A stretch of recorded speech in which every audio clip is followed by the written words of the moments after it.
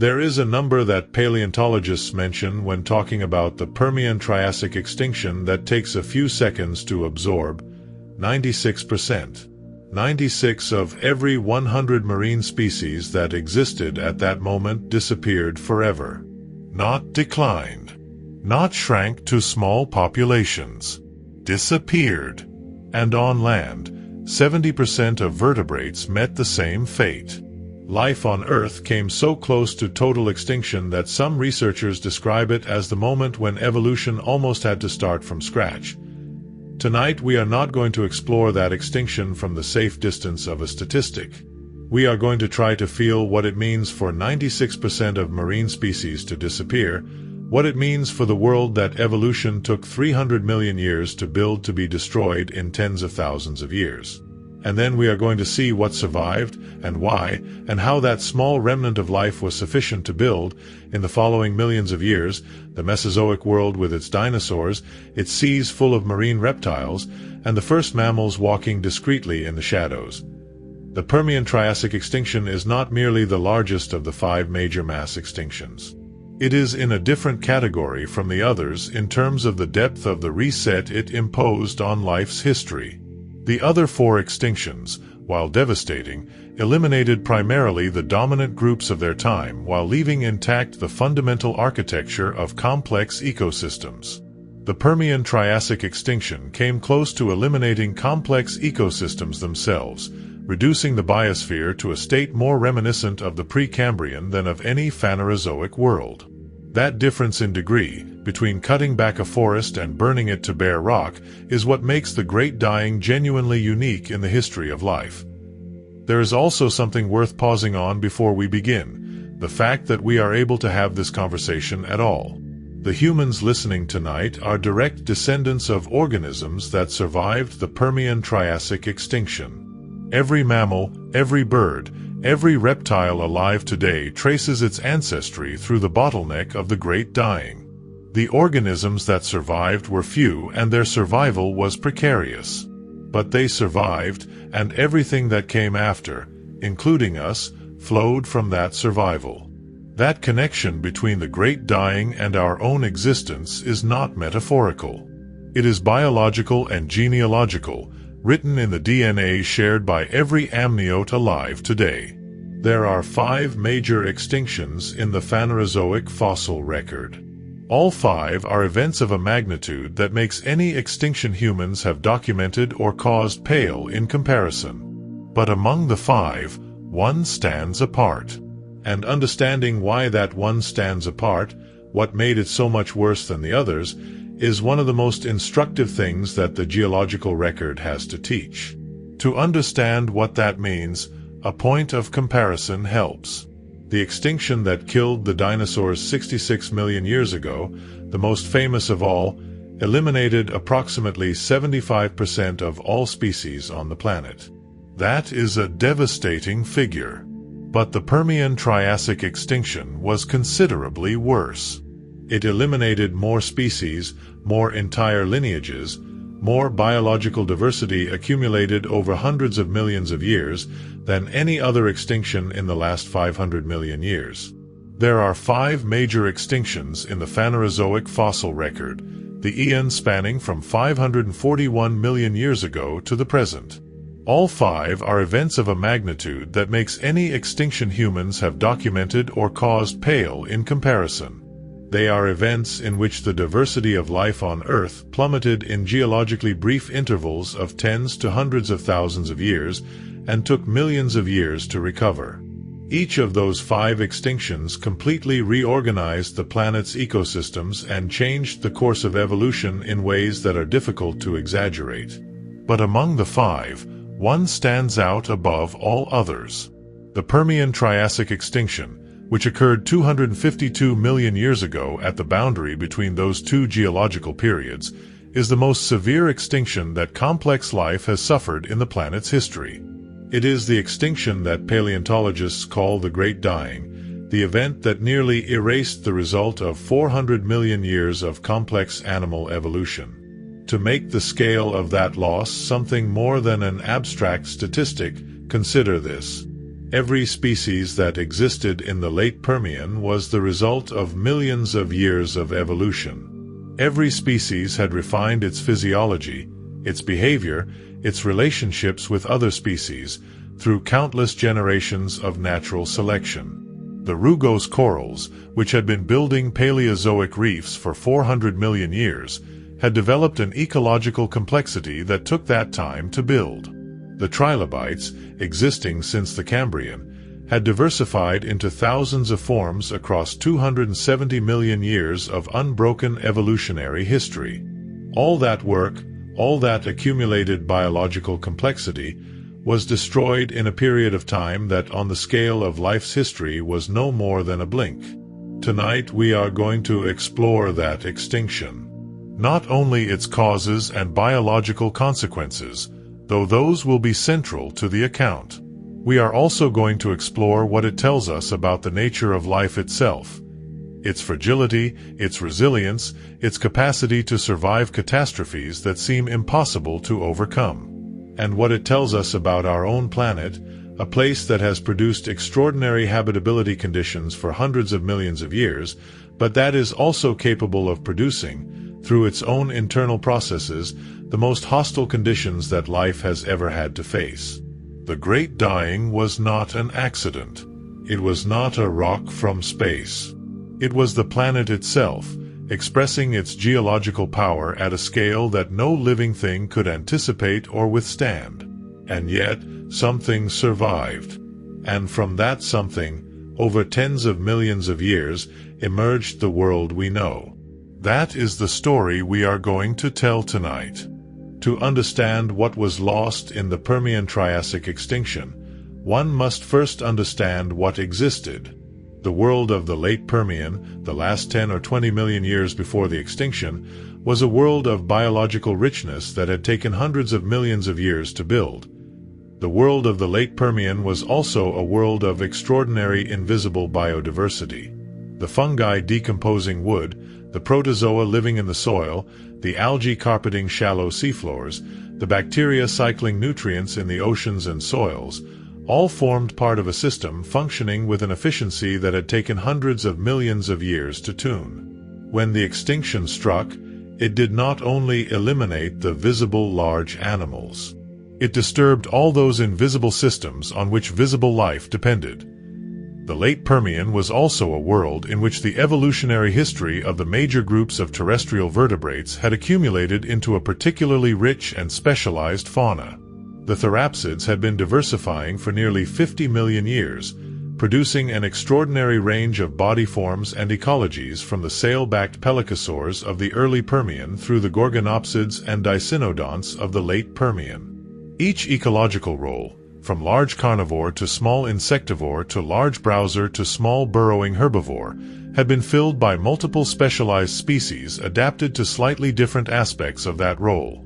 That ecological saturation, which reflects a mature and diverse fauna that has had time to partition ecological space finely, is simultaneously a sign of biological richness and a vulnerability, because specialized organisms have fewer options when conditions change. The late Permian was also, paradoxically, one of the most geologically stable periods in recent Earth history. The supercontinent Pangaea had reached its maximum extent and was relatively stable. The climate, though extreme in the interior, had been consistent enough for millions of years that ecosystems had had time to develop the complex specializations and interdependencies characteristic of mature biological communities. That maturity and specialization, which represented a peak of ecological sophistication, also represented a vulnerability. Specialized organisms are more vulnerable to rapid change than generalists, and a highly integrated ecosystem can collapse more completely when one or more of its key components fails. In the oceans, reefs built primarily by calcareous sponges and rugose corals extended along the shallow continental shelves of Pangaea. Those structures could reach several tens of meters in height and kilometers in extent, sheltering communities of brachiopods, bryozoans, crinoids, ammonites, fish, and sharks of a diversity comparable to modern coral reefs. The Permian seas were some of the most complex ecosystems the Earth had produced to that point, the result of 500 million years of accumulated marine evolution. On land, Pangaea was inhabited by a fauna of vertebrates dominated by the therapsids, the group that would eventually produce mammals. The gorgonopsids were the great predators, with their characteristic saber-like fangs. The dicynodonts were the dominant herbivores, so abundant that in some late Permian ecosystems they represented most of the vertebrate biomass. Primitive reptiles were also present, though without the dominant role they would take after the extinction. The Permian seas also harbored some of the longest-lived groups in animal history. The trilobites, those marine arthropods whose characteristic three-lobed form has made their fossils among the most recognizable in the geological record, had been in existence since the Cambrian, more than 270 million years. They had survived every previous extinction. They had diversified, contracted, and diversified again in response to every change of conditions the planet had presented. In the late Permian, they were still elements present in many marine ecosystems, reduced in diversity compared to their Paleozoic peak but still alive. All that life, accumulated over hundreds of millions of years of evolution, was what was about to be swept away. Not gradually, not over millions of years of competitive and environmental change, but in a period that in geological terms was nearly instantaneous. Tens of thousands of years in which the planet's conditions deteriorated to levels that the vast majority of complex organisms could not tolerate. The magnitude of what was lost only becomes fully appreciable when compared with what came after. The Triassic world immediately following the extinction was a place of biological poverty without precedent in the last 400 million years. The oceans, which had harbored reef communities of a complexity comparable to modern tropical reefs, were nearly empty. The continents, previously inhabited by dozens of therapsid species of all sizes and ecological roles, were dominated by a single species, the Lystrosaurus, in a monotony that has no equivalent in any healthy terrestrial ecosystem.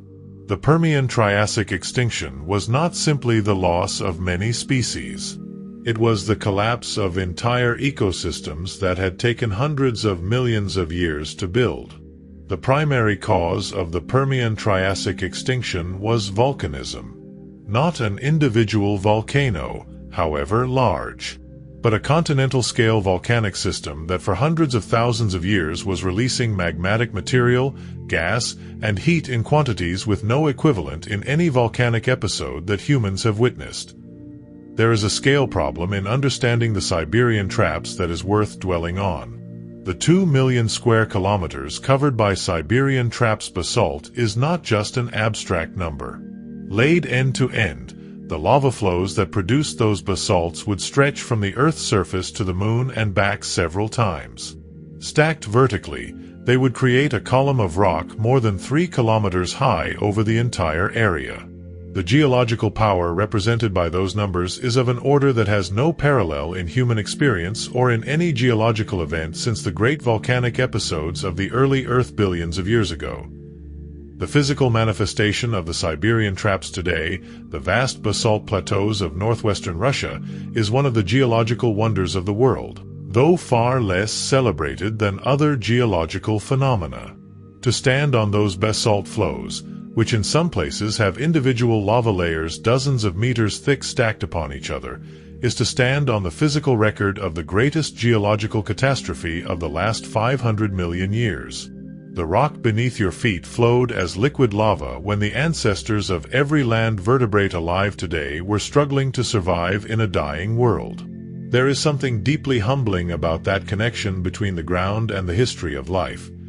The history of how the Siberian traps volcanism was connected to the Permian Triassic extinction is also a story of how geological hypotheses are tested and refined over decades. Early studies noted the coincidence in time but could not prove causation. As radiometric dating improved, the coincidence became a correlation precise enough to rule out accident. As geochemical tools developed, the specific signatures of volcanic carbon in the geological record could be matched to the specific composition of Siberian traps magmas.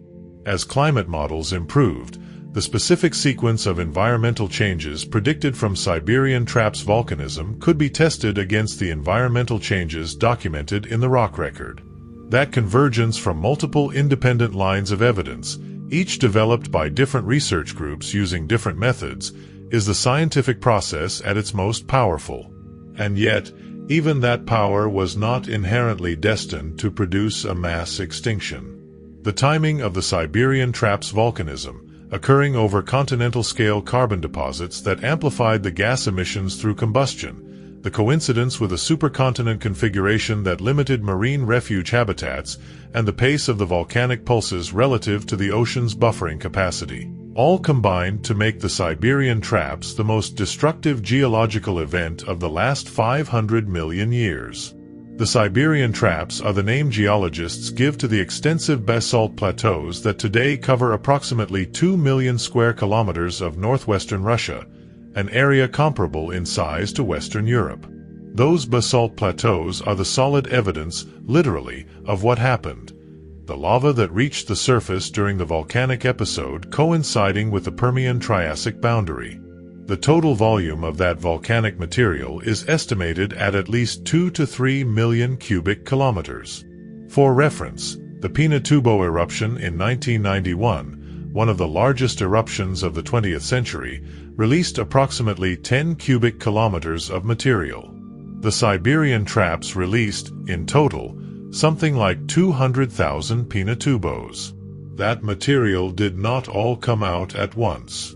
It came out in pulses over hundreds of thousands of years, probably beginning slightly before the Permian-Triassic boundary and continuing into the early Triassic. But the most intense pulses, those releasing the most lava and gas in the shortest time, coincide precisely with the extinction peak in the fossil record. When geologists date the volcanic rocks of the Siberian Traps and compare them with the extinction's position in stratigraphic columns from sites around the world, the correlation is tight and consistent. The lavas of the Siberian Traps also crossed and burned enormous deposits of coal, oil, and carbon-rich rocks that existed in that region. That combustion of fossil organic material added to the atmosphere additional quantities of carbon dioxide and other gases, amplifying the effect of the pure volcanism. Some models suggest that combustion of organic carbon by the lavas may have been as or more important than the direct volcanism itself in the total amount of gases released to the atmosphere.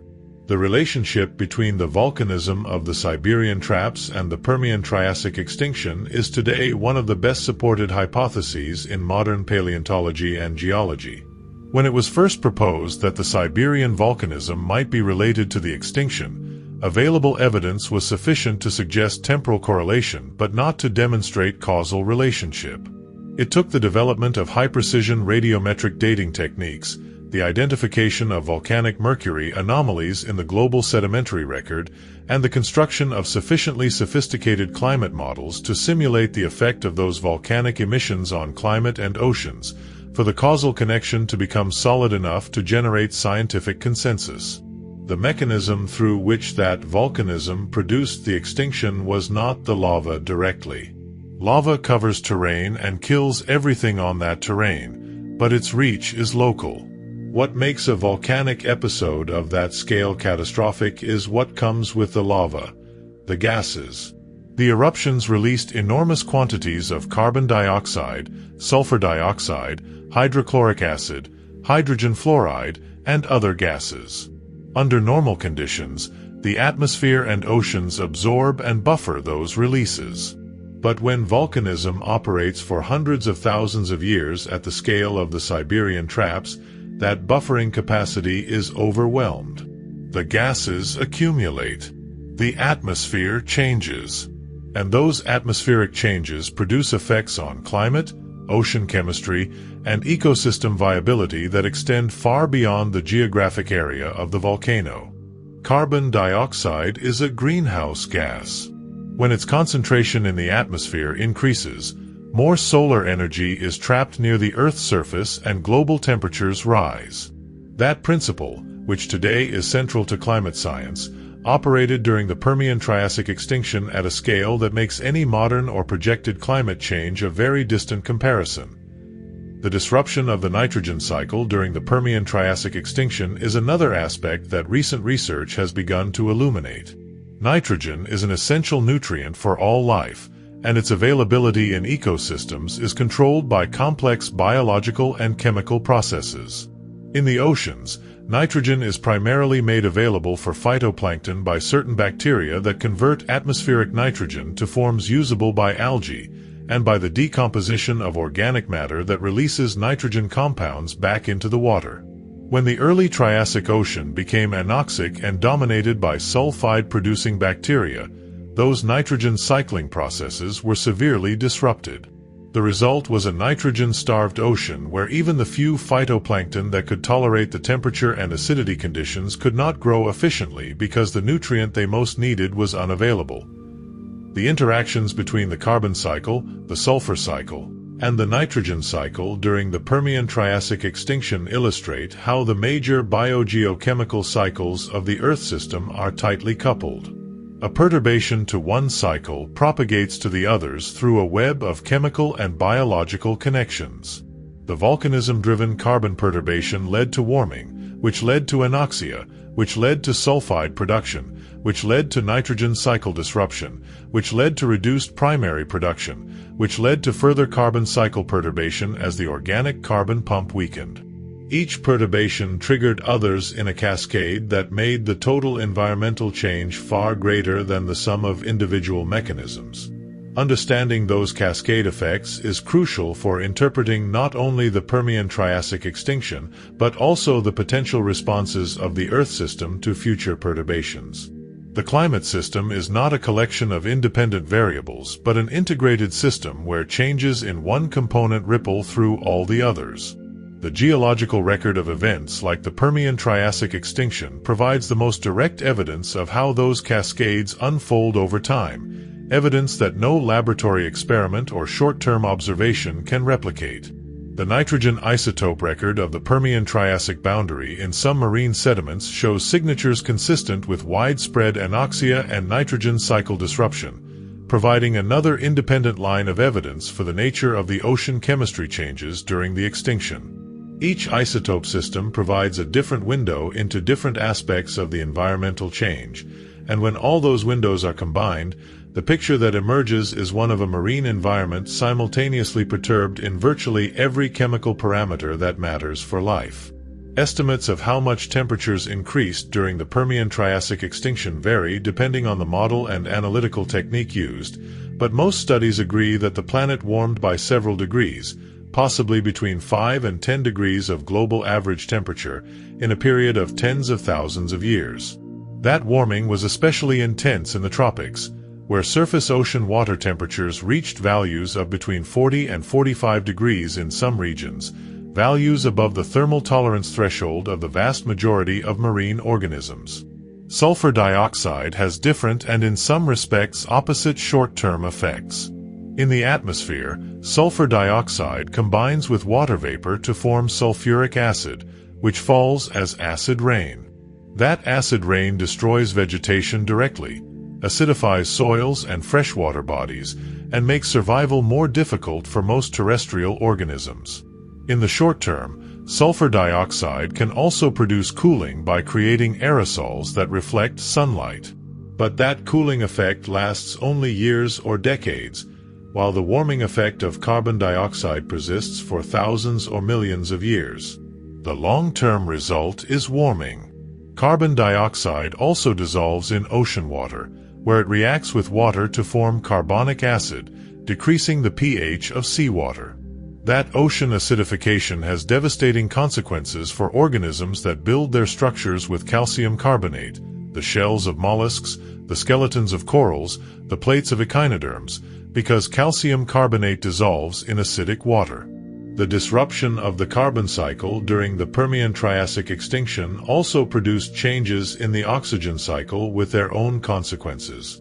In the oceans, dissolved oxygen that marine animals need to breathe depends on two main sources: exchange with the atmosphere at the ocean surface and photosynthetic production by phytoplankton. When the ocean warms, its capacity to retain dissolved gas decreases. When phytoplankton die massively, photosynthetic oxygen production is reduced. Both processes operated during the Permian Triassic extinction, producing a severe reduction in dissolved oxygen in large parts of the ocean. In the Permian Triassic extinction, all those effects operated simultaneously and reinforced each other. The warming reduced dissolved oxygen in the ocean, because warm water retains less dissolved gas. Acidification destroyed reef structures and mollusk shells. Acid rain decimated terrestrial vegetation, which caused massive erosion, which contributed enormous quantities of sediment to the oceans, which reduced light available for marine photosynthesis, which further reduced oxygen production. The consequences chained together in a spiral of deterioration that fed back on itself. The complexity of the interactions between all those mechanisms during the extinction is what makes modeling them so difficult. The most advanced Permian Triassic climate models attempt to simultaneously simulate the warming, acidification, anoxia, vegetation destruction, and massive erosion, and the interactions between all those processes. Those models confirm in general terms the scenario that geological evidence suggests, but also reveal important uncertainties about precise mechanisms and timescales. The Permian Triassic extinction is in that sense a testbed for climate models.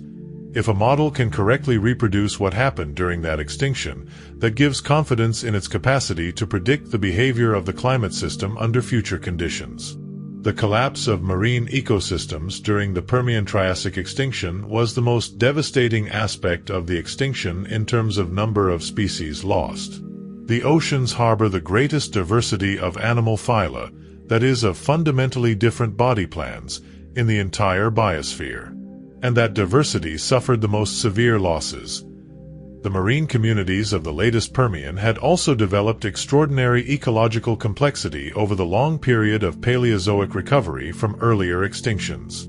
The predator-prey relationships, the competitive hierarchies among reef organisms, the mutualistic partnerships between different species, all those interspecific relationships had been refined over millions of years of coevolution. When the extinction eliminated most of the players in those relationships, it was not just the individual species that were lost.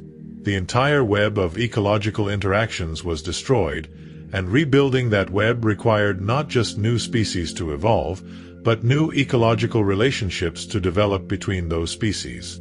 That is a process that takes much longer than simply evolving new species, which is one reason the full recovery of complex marine ecosystems after the Permian Triassic extinction took 10 million years rather than the shorter time one might expect from the evolution rates of individual species. The deep-sea communities of the Permian were also affected by the extinction, though in some respects their story is less well known than that of shallow water communities simply because deep-sea fossils are rarer and harder to study. The deep-sea environments of the Permian, away from the continental shelves, harbored specialized communities of organisms adapted to cold, dark, high-pressure conditions. Those communities were disrupted when the spread of anoxic water from shallower depths extended into the deep sea during the worst of the early Triassic conditions. The recovery of deep-sea communities is even less well understood than the recovery of shallow water communities, partly because of the scarcity of deep-sea sediments of the right age and partly because the organisms inhabiting those environments are rarely preserved as fossils. The Permian reefs were not just beautiful ecosystems. They were important carbon sinks, storing enormous quantities of calcium carbonate in their structures. When those reefs collapsed, the carbon sequestration they had been performing ceased. That loss of reef-based carbon sequestration may have been another factor amplifying the carbon accumulation in the atmosphere during the extinction, reducing one of the ocean's mechanisms for absorbing volcanic carbon dioxide at exactly the moment when that absorption was most needed. The reefs collapsed first. The late Permian reefs, built mainly by calcareous sponges and rugose corals, were structures that had taken millions of years to develop to the complexity they had at the time of the extinction. When ocean pH began to fall and temperatures to rise, those reef-building organisms began to die. The calcareous sponges, whose calcium carbonate skeleton literally dissolved in the more acidic water, nearly completely disappeared. The rugose corals, which had existed since the Ordovician more than 200 million years before, went extinct without leaving any descendants. The reefs dissolved and collapsed, and the communities of organisms that depended on them for food, shelter, or reproduction disappeared with them. The brachiopods, which during the Paleozoic had been one of the most abundant and diverse groups of marine animals, with thousands of species populating all seafloors of the planet, suffered devastating losses. Of the thousands of species existing in the late Permian, only a few dozen survived. Those survivors became the modern brachiopods, a group still present but with a diversity of barely a few hundred species, a shadow of what they were during the Paleozoic. The crinoids, which with their stalks and feathery arms had formed meadows covering extensive areas of the ocean floor, nearly completely disappeared. Only a few evolutionary lines survived, which in the Triassic began the slow recovery that would eventually produce the modern crinoids. Free-living crinoid forms, which could swim rather than remaining fixed to the bottom, appear to have survived better than sessile forms that depended on stable substrates to attach. The bony fish that survived the marine extinction were in many ways the great long-term winners of the Great Dying. In the Permian, bony fish were just one of several groups of marine vertebrates, and not necessarily the most prominent. But their relative resistance to the extinction, possibly related to their greater capacity to actively regulate their internal pH, left them in a privileged position to diversify into the ecological niches that the extinct groups had left vacant. The explosive diversification of the teleost fish, the group of bony fish that today represents more than 95% of all known fish species, began in the Triassic and Jurassic, directly related to the availability of ecological niches opened by the extinction. The trilobites, which had existed since the Cambrian more than 270 million years before, had survived 4 previous mass extinctions, did not survive the 5th. No trilobite survived the Permian-Triassic boundary, a lineage that had existed for more than 270 million years, that had diversified into thousands of species across that immense history, that had survived 4 previous mass extinctions, was completely eliminated by the 5th. Their fossils, which appear ubiquitously in Paleozoic rocks of all continents, appear in no Triassic rock anywhere in the world. In the water column, ammonites also suffered enormous losses. Late Permian ammonites had diversified into hundreds of species with varied forms and sizes. After the extinction, barely a handful of lineages survived, though those survivors would eventually rediversify during the Triassic and Jurassic to reach the extraordinary variety that makes ammonites one of the most useful guide fossils of the Mesozoic. What happened on land during the Permian-Triassic extinction was equally devastating, though the specific mechanisms producing that devastation were partly different from those acting in the ocean. Terrestrial vegetation was hit directly by acid rain and by warming. Late Permian plants, adapted to the relative aridity conditions of Pangaea's interior, were not prepared to tolerate the combination of extreme temperatures, acid rain, and nutrient cycle disruption that the volcanism of the Siberian traps produced. The pollen records of the extinction, the study of pollen grains and spores preserved in rock layers marking the Permian-Triassic boundary, show a dramatic pattern. The pollen types characterizing late Permian plant communities disappear abruptly, and in their place briefly appear large quantities of fungal spores, which paleontologists interpret as a signal of massive decomposition of dead plant biomass. The destruction of late Permian terrestrial ecosystems also had long-lasting consequences. For the soil carbon reservoir.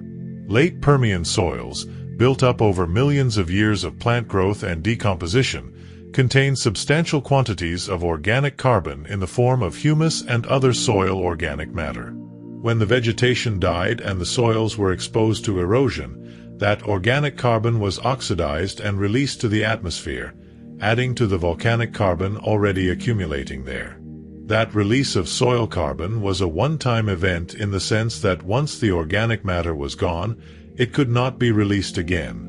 But it contributed to the pulse of carbon in the atmosphere during the extinction peak, and after the extinction it represented a loss of soil fertility that would have to be rebuilt slowly over millions of years of soil development under new vegetation communities. There is an aspect of terrestrial ecosystem destruction during the Permian-Triassic extinction that illuminates something fundamental about the way complex ecosystems function. Modern tropical forests are extraordinarily productive ecosystems, with rapid cycling of nutrients between the living biomass and the soil.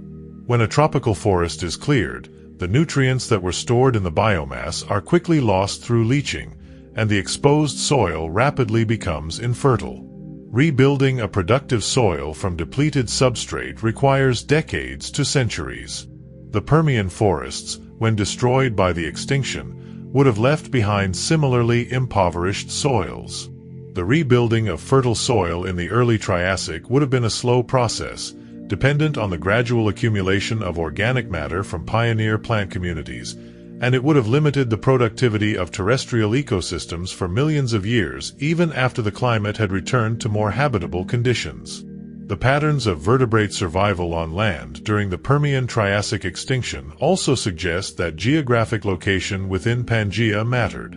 The Karoo Basin of South Africa, which preserves the best continuous record of terrestrial vertebrates across the boundary, shows that even in that relatively high-latitude region the extinction was severe, with most gorgonopsid and many dicynodont lineages disappearing at or near the boundary. But the record also shows that some dicynodont and cynodont lineages survived in that region, providing the starting material for the Triassic recovery faunus. That fungal explosion is one of the most unsettling pieces of evidence of the extinction. If vegetation dies faster than fungi and bacteria can decompose it, dead wood accumulates. If vegetation dies so rapidly that fungi cannot keep up, fungal spores multiply explosively trying to decompose all that biomass. The record of fungal spores at the Permian-Triassic boundary from sites on all continents indicates that the destruction of terrestrial vegetation was so rapid and so massive that the normal decomposition systems were overwhelmed. The gorgonopsids, which had dominated late Permian terrestrial ecosystems, disappeared completely. Not one survived. That lineage of large saber-toothed predators that had been the terrifying apex of Pangaea's food chains for tens of millions of years was erased without leaving any descendants. With them also disappeared most of the dicynodonts, though a few lineages survived and became the Lystrosaurus of the early Triassic. Primitive reptiles suffered important losses but not as absolute ones. Several lineages survived and were the basis for the subsequent archosaur diversification in the Triassic. The effect of vegetation destruction on freshwater ecosystems during the extinction was also devastating, though in a different way from its effects on terrestrial or marine ecosystems. Rivers and lakes depend on the terrestrial ecosystems surrounding them to receive much of their organic nutrients, in the form of fallen leaves, dead animals, and other materials that fall from land to water. When terrestrial vegetation disappears, that input of organic matter ceases. Additionally, massive erosion of bare soils fills rivers and lakes with suspended sediment, blocking light and disrupting nutrient cycles. Without vegetation to protect the soil from erosion, the rains of the early Triassic washed enormous quantities of sediment to rivers and from rivers to the ocean. The fluvial systems of the early Triassic show in the geological record a dramatic change in their character. From meandering rivers, characteristic of landscapes with stabilizing vegetation, to braided river systems, characteristic of landscapes with little or no vegetation and high sediment loads. That change in river pattern is one of the clearest geological indicators that the destruction of the plant cover was widespread and severe. The final result on land was a world of a biological poverty without precedent in the last 400 million years. Few vertebrates, scarce vegetation, eroded soils, disrupted river systems, and an atmosphere with conditions that made survival difficult for almost everything that had existed before. One of the most striking aspects of the Permian-Triassic extinction, and one of the hardest to represent mentally, is the speed at which it occurred. In everyday language, when we say something happened quickly in geological terms, we mean millions of years. but the Permian-Triassic extinction was rapid even in geological terms. There is a philosophical dimension to the speed of the Permian-Triassic extinction that deserves acknowledgement. When we think about geological timescales, we typically imagine change as slow and gradual, unfolding over millions of years in ways that are invisible on any human timescale. The Permian-Triassic extinction challenges that assumption. In geological terms, 60,000 years is nearly instantaneous. The processes that nearly ended complex life on Earth operated at a speed that, while still far slower than any human process, blurs the boundary between geological time and human time in a way that most geological events do not. The relationship between the rate of environmental change and the capacity of organisms to respond has been called the evolutionary speed limit problem in modern conservation biology. For a species to avoid extinction in response to rapid environmental change, it must either adapt through evolution, migrate to more favorable environments, or exhibit sufficient physiological plasticity to survive the changed conditions without genetic change. All three of those responses have limits imposed by the biology of the organism and the speed of the change. For the organisms of the late Permian, the rate of environmental deterioration during the Siberian traps episode apparently exceeded those limits for the vast majority of species, which is why the extinction was so severe. For modern organisms facing rapid climate change, similar limits apply, and the geological record of the Permian-Triassic extinction provides a cautionary data point about what those limits mean in practice. The paleontological study of the Permian-Triassic extinction has also been enriched by the analysis of exceptional preservation. Some sites around the world, particularly in China and Russia, preserve organisms from just before and just after the extinction boundary in remarkable anatomical detail. In a few exceptional cases, soft tissue preservation allows the study of muscle attachments, gut contents, and even color patterns in organisms from the boundary interval.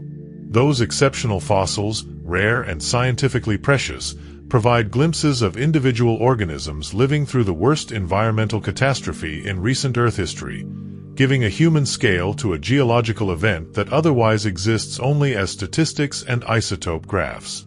That blurring has implications for how we think about the relationship between geological processes and the life they host. Most of the time, geological processes operate slowly enough that life can adapt to them through evolution and migration. The Permian-Triassic extinction was one of the rare occasions when geological processes outpaced life's ability to respond. Understanding when and why geological processes can cross that threshold from background conditions to catastrophic change is one of the central questions of Earth system science. The most detailed studies of the extinction, those analyzing rock layers with the greatest possible temporal resolution, suggest that the peak of the extinction, the period of most intense diversity loss, lasted approximately 60,000 years. Some more recent studies have suggested even shorter figures, of 20 or 30,000 years for the most acute phase of extinction. Those are estimates with considerable uncertainty margins, because dating events from 252 million years ago with that temporal resolution is extraordinarily difficult.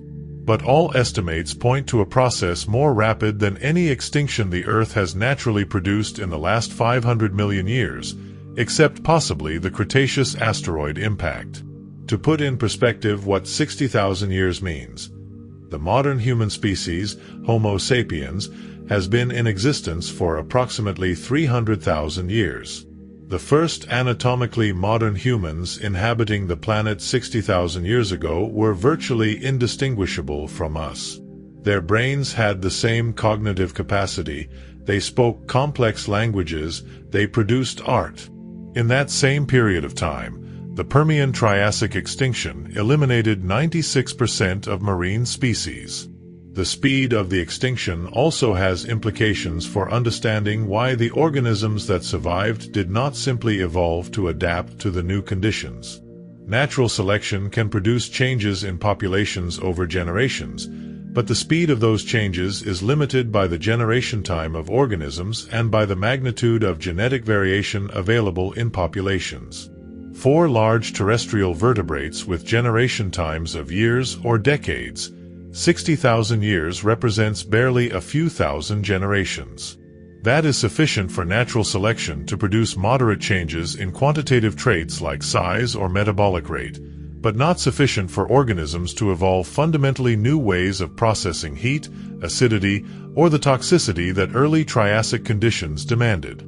The speed of the Permian-Triassic extinction also makes it one of the best geological analogies for processes that human activity is currently producing on the planet. Atmospheric carbon dioxide is increasing at a speed that in geological terms is extraordinarily rapid, comparable to or faster than the rate of release during the Siberian traps. The similarities are not perfect, and the context differs in many respects, but the Permian-Triassic extinction provides direct evidence of what can happen when the global carbon cycle is disrupted at high rates. The comparison does not predict that we will suffer an extinction like the Permian one. It illustrates that the rates of disruption of the carbon cycle that human activity is producing are not unprecedented in geological history, and that the periods in the past when those rates occurred were associated with significant disruptions of the climate and oceanic system.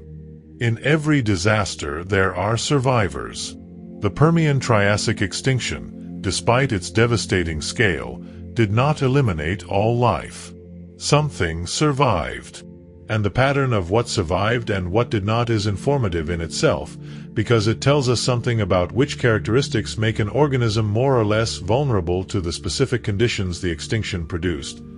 The geographic pattern of extinction and survival during the Permian-Triassic is also relevant to understanding the specific mechanisms of the extinction. If the extinction had been caused primarily by a global temperature increase, we would expect to see greater survival in higher latitudes where temperatures were lower.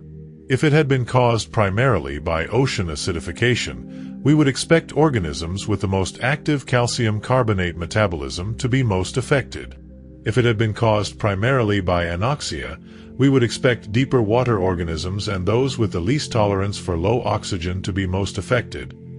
The survival of the archosaurs through the Permian-Triassic extinction and their subsequent rise to dominance in the Triassic is one of the most consequential evolutionary stories connected to the Great Dying. The archosaurs of the latest Permian and early Triassic were not yet the spectacular animals they would become in the Jurassic. They were modest creatures, mostly small to medium-sized, with no indication in their morphology of the eventual evolutionary trajectory that would lead to the giants of the Mesozoic.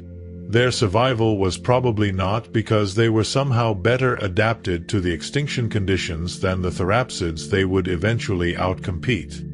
It was more likely a combination of fortunate geography, modest ecological requirements, and physiological flexibility that allowed enough individuals of enough lineages to survive in enough different places to maintain viable populations through the bottleneck of the early Triassic.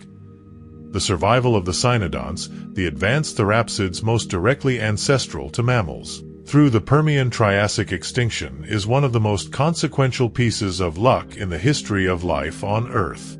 Cynodonts were not particularly abundant or diverse in the late Permian, and they were not obviously the most robust or best adapted of the therapsids present. Their survival may have owed as much to chance as to any particular biological advantage. But that chance survival of a few cynodont lineages in a few geographic refuges set the course for the subsequent evolution of the mammals that would eventually produce all the warm-blooded diversity of today's world, including the human beings now contemplating the geological catastrophe that made their existence possible. In practice, the data show elements of all those selectivity patterns, suggesting that multiple mechanisms were operating simultaneously and that different organisms were affected primarily by different mechanisms depending on their biology and their specific environment.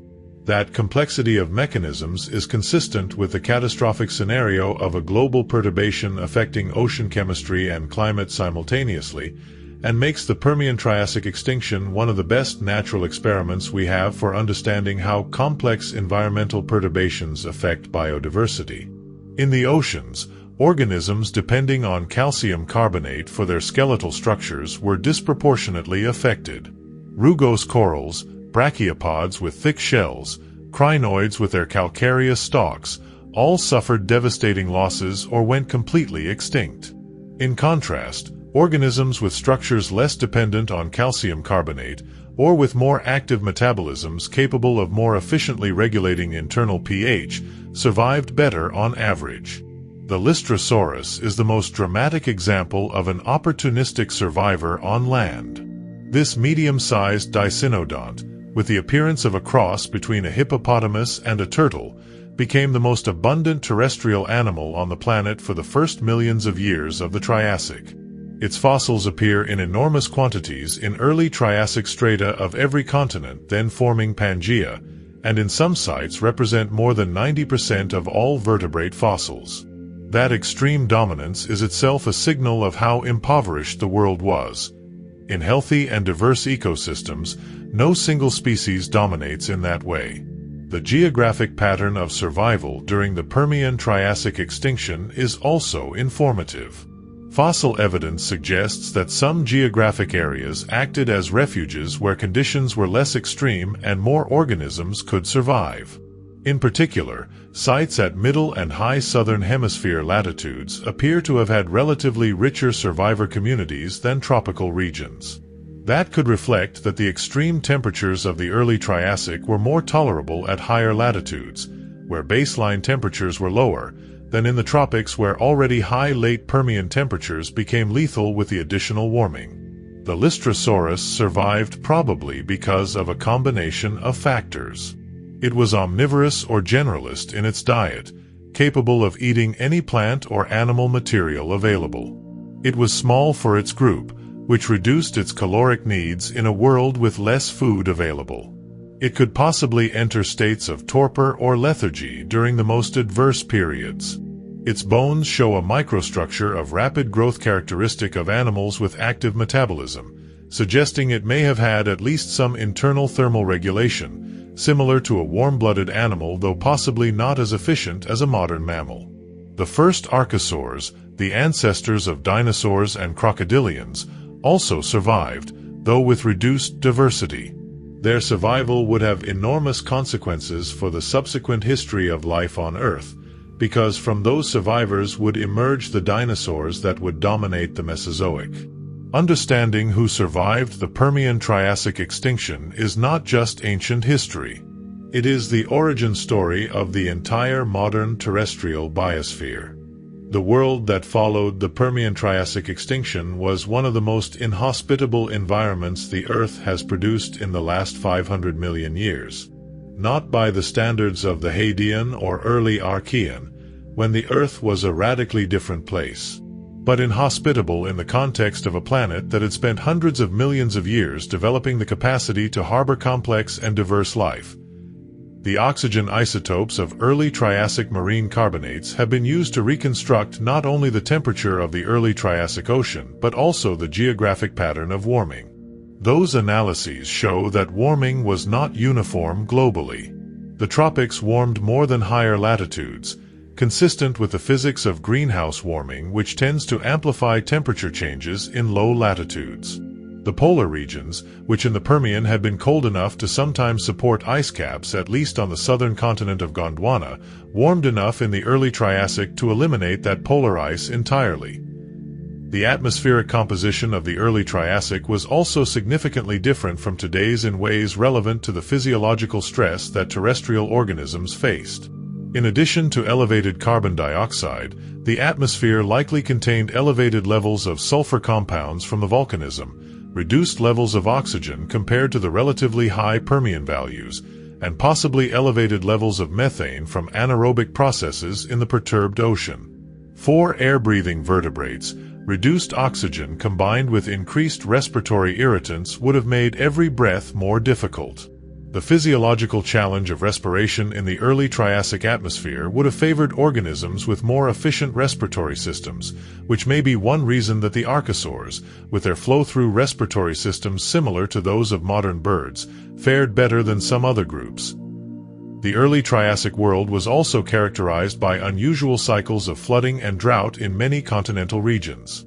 The destruction of vegetation removed the stabilizing effect of roots on soils and riverbanks, and in the absence of that stabilization, river systems became highly variable, flooding catastrophically in wet seasons and drying to ephemeral streams in dry seasons. That high variability in water availability would have been an additional stressor for terrestrial organisms already dealing with heat, reduced oxygen, and poor nutrition. The organisms that survived in terrestrial environments during the early Triassic had to be tolerant of a highly variable and unpredictable physical environment in addition to the broader climate and atmospheric challenges. That differential warming pattern had consequences for where marine life could survive.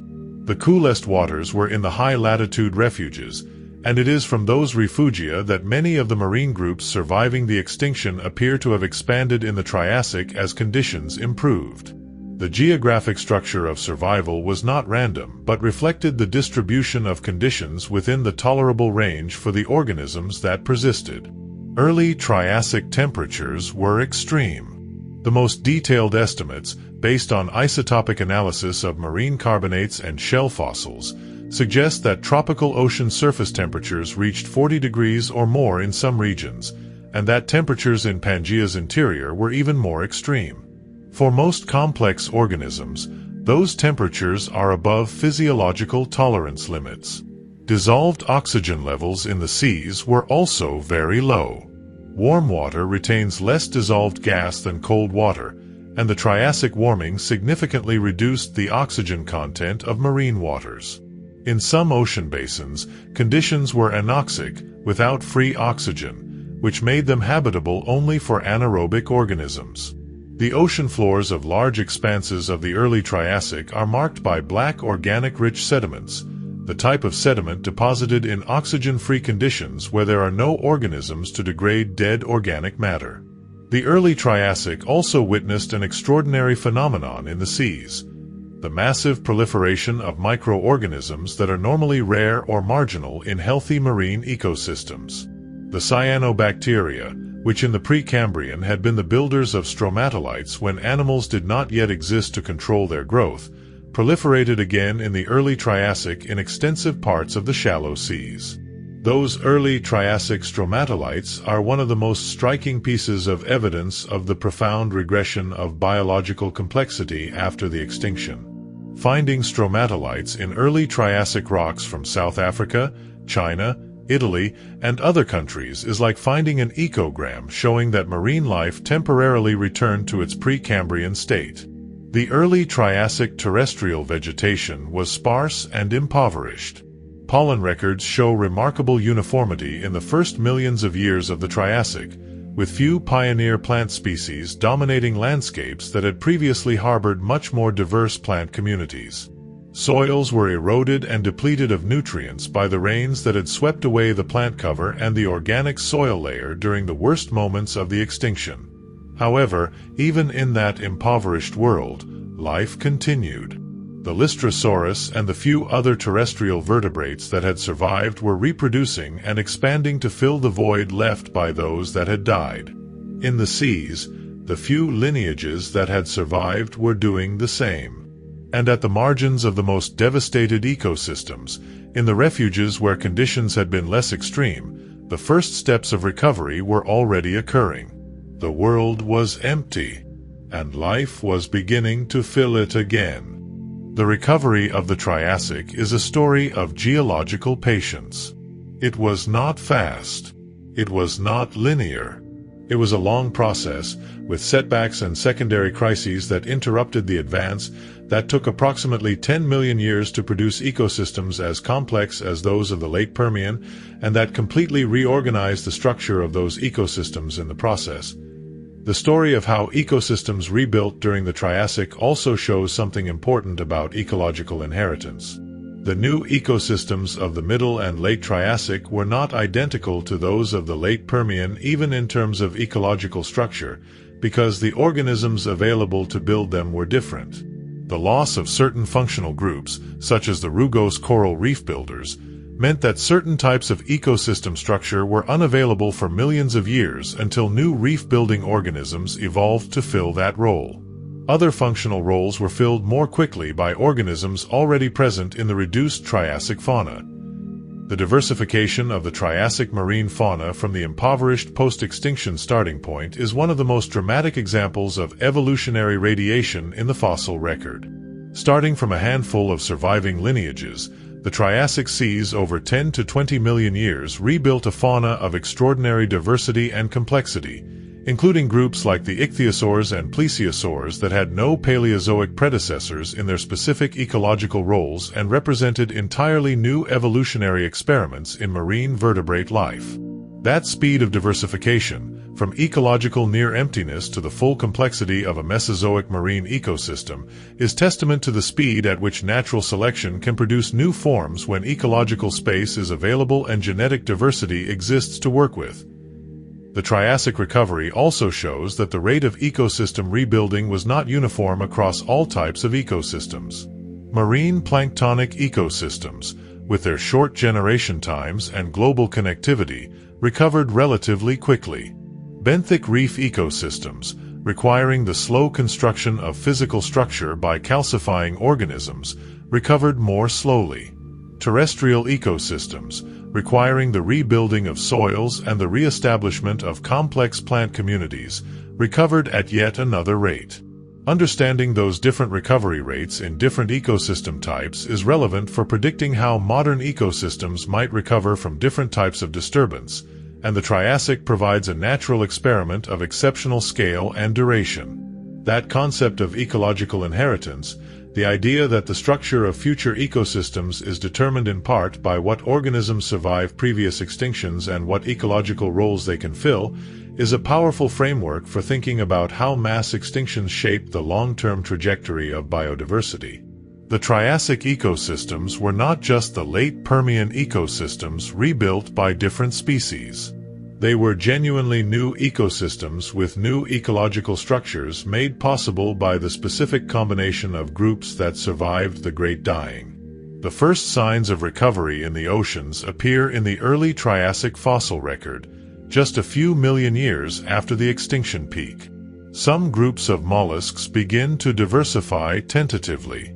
The ammonites, reduced to a few lineages by the extinction, begin to radiate into new forms.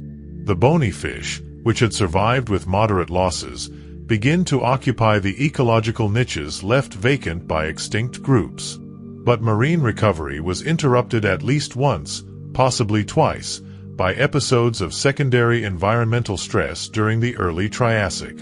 Those episodes, recorded as carbon isotope perturbations in early Triassic rocks from several continents, appear to correspond to new pulses of volcanism or to instabilities of the carbon cycle produced by the extinction itself. Each of those secondary episodes temporarily reduced the diversity that was beginning to recover, like additional blows to a patient already weakened. It was in the Anisian Triassic, the Middle Triassic, that ecosystems began to show clear signs of recovering complexity. It is in those strata that the marine fossil record begins to show rebuilt reefs, though built by completely different types of organisms than those of the Permian. The first scleractinian corals, the corals that build modern reefs, appear in the Middle Triassic as the new reef builders, having replaced the extinct rugose corals with a type of coral of different evolutionary origin but similar ecological function. The story of how ecosystems rebuilt after the Permian Triassic extinction is not only a story of recovery of what was lost. It is also a story of innovation, of new solutions to the old problems of how to build a functional ecosystem. The organisms that rebuilt Triassic ecosystems were not simply diminished versions of Permian organisms. They were new types of organisms that in many cases had evolved independently to occupy ecological roles similar to those of the extinct organisms. The ecological function of building a reef was reinvented by a different group of organisms when Triassic conditions became favorable again for that type of structure. On land, the diversification of archosaurs in the Middle and Late Triassic produced the ecosystems that would eventually give way to the dinosaur era. The Rauisuchians occupied the niches of large predators. The Aetosaur became the armored herbivores of Triassic landscapes. And at the margins of those ecosystems, the first dinosaurs were beginning to appear, small and discreet, without yet knowing that history was about to take their side. The Permian Triassic extinction is the greatest of the 5 major extinction events of the Phanerozoic, but it is not the only one. Understanding the other 4 helps contextualize the Great Dying and comprehend the general patterns of how mass extinctions have shaped the history of life. The study of the Big 5 mass extinctions has also been illuminated by comparison with smaller extinction events in the geological record, events that did not quite reach the magnitude of the Big 5 but that show similar patterns of cause, selectivity, and recovery. Those smaller events, sometimes called the Little 5, provide additional data points for testing hypotheses about the mechanisms of mass extinctions and the factors determining recovery. The comparison between the 5 major extinctions also reveals that each occurred in a unique tectonic and climatic context that influenced both its causes and its effects. The Ordovician extinction occurred on a world with multiple smaller continents and polar glaciation. The Devonian extinction occurred on a world where terrestrial vegetation was first colonizing and significantly modifying continental weathering and ocean chemistry. The Permian Triassic occurred on a world of a single supercontinent with extreme continental climates. The Triassic-Jurassic occurred on a world where that supercontinent was just beginning to break apart. The Cretaceous-Paleogene occurred on a world of separated continents and elevated sea levels. Each extinction was shaped by the specific planetary context in which it occurred, which is one reason why the lessons of past extinctions cannot be applied mechanically to the present but must be interpreted in context. The comparison between different mass extinctions also highlights the role of evolutionary history in determining extinction vulnerability.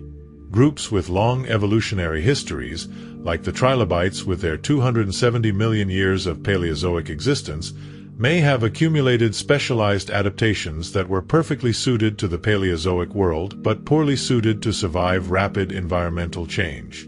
Their very success over hundreds of millions of years may have made them more vulnerable to the specific conditions of the Permian Triassic extinction, as their evolutionary trajectory had been optimizing them for a world that was about to disappear rather than for the world that was coming. One important finding from comparing multiple extinction events of different sizes is that the relationship between cause and extinction magnitude is not simple. Not all large volcanic episodes produce mass extinctions, and not all mass extinctions were caused by the largest volcanic episodes. The specific characteristics of the volcanic episode, including the rate of gas emission, the composition of the gases emitted, and the initial state of the climate and ocean at the time of the eruption, all influence how severe an extinction results. The Siberian traps were particularly dangerous partly because of their scale, but also partly because of their coincidence with organic-rich rock formations that amplified their gas emissions, and because the late Permian climate system was already in a state that made it relatively sensitive to perturbation. The first major Phanerozoic extinction was the End Ordovician, approximately 444 million years ago. It was caused primarily by an intense glaciation that cooled the oceans and dramatically lowered sea level, eliminating the shallow continental shelf habitats where most marine life of that period lived. Approximately 85% of marine species were lost. Trilobites, brachiopods, and primitive corals suffered enormous losses, though all survived and recovered in the following millions of years. The second was the late Devonian extinction, a more prolonged event than the other mass extinctions, extending over several million years between 374 and 359 million years ago. Its cause is still debated, with hypotheses including volcanism, asteroid impacts, and changes in ocean chemistry produced by the expansion of terrestrial plants. Approximately 75% of species were lost, with Devonian reefs practically eliminated. Trilobites suffered enormous losses from which they never fully recovered. The fourth major extinction was the Triassic-Jurassic, 201 million years ago, which, as we have explored in other contexts, was caused by volcanism of the Central Atlantic magmatic province and eliminated most of the large cruratarsans, opening the way for dinosaur domination. And the fifth, the most famous of all, was the Cretaceous-Paleogene extinction, 66 million years ago, caused by the impact of an asteroid in what is today the Yucatan Peninsula of Mexico. That extinction eliminated non-avian dinosaurs, pterosaurs, mosasaurs and plesiosaurs, and numerous groups of marine mollusks and other invertebrates, preparing the stage for the age of mammals. Comparing those 5 extinctions, an interesting pattern emerges. The 4 first were caused by endogenous processes of the planet, climate changes, volcanism, changes in ocean chemistry. Only the 5th was caused by an external event, an asteroid impact. And of the 5, the one caused by endogenous processes was the most devastating. That reminds us that the Earth's internal geological processes are perfectly capable, without any help from a rock from space, of producing the conditions most hostile to life that the planet has ever generated. The comparative study of the 5 major extinctions has also revealed something about their recovery.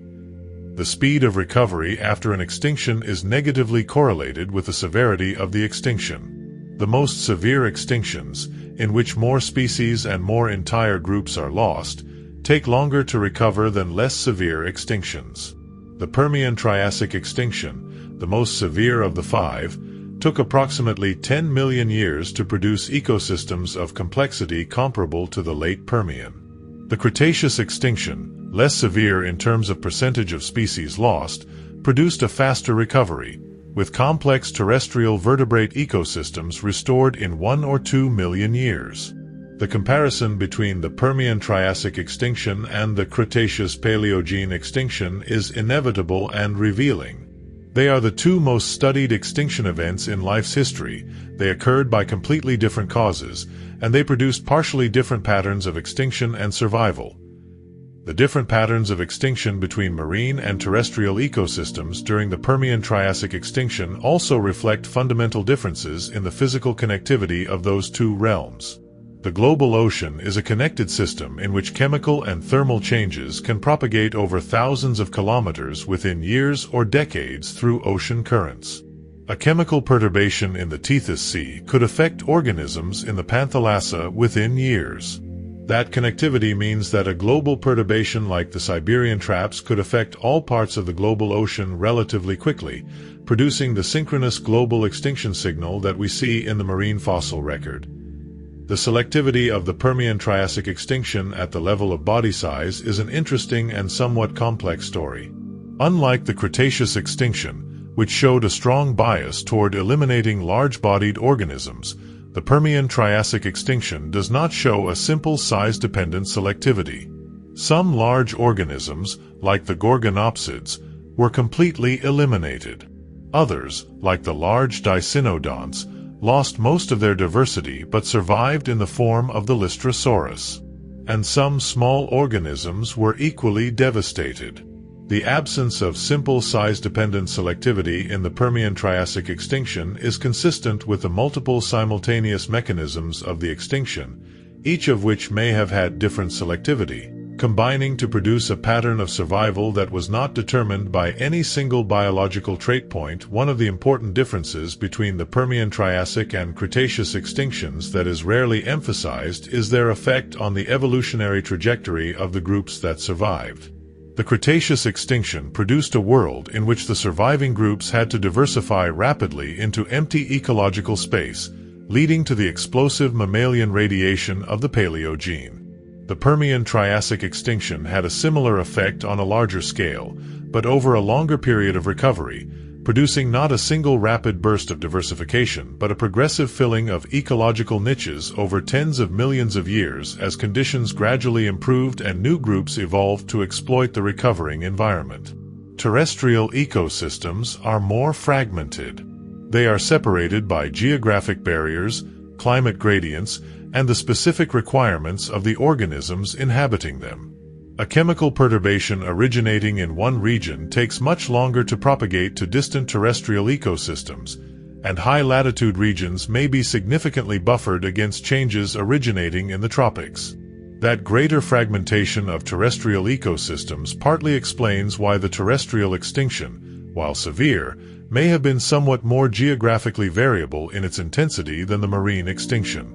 The Cretaceous extinction, the asteroid one, was rapid even compared with the Permian one. The impact itself was a matter of seconds. The impact winter that followed, produced by the injection of dust and aerosols into the stratosphere blocking sunlight for months or years, was the primary cause of extinction and lasted years or decades. In geological terms, the Cretaceous extinction was nearly instantaneous. The Permian-Triassic extinction, though also rapid by geological standards, was more prolonged. It developed over tens of thousands of years, not months or years. That means the organisms living during the Permian extinction experienced conditions that were progressively deteriorating over many generations, unlike the Cretaceous extinction where the change was so abrupt there was no possibility of generational adaptation. That difference in duration could partly explain why the Permian extinction was more severe despite being slower. A rapid impact extinction kills quickly but leaves intact the underlying physical ecosystems, the reefs, the soils, the nutrient systems. A prolonged volcanic extinction progressively degrades those underlying systems, until even organisms that might have survived the initial effects of warming or acidification end up dying when the nutrient cycles and the food chain base collapse.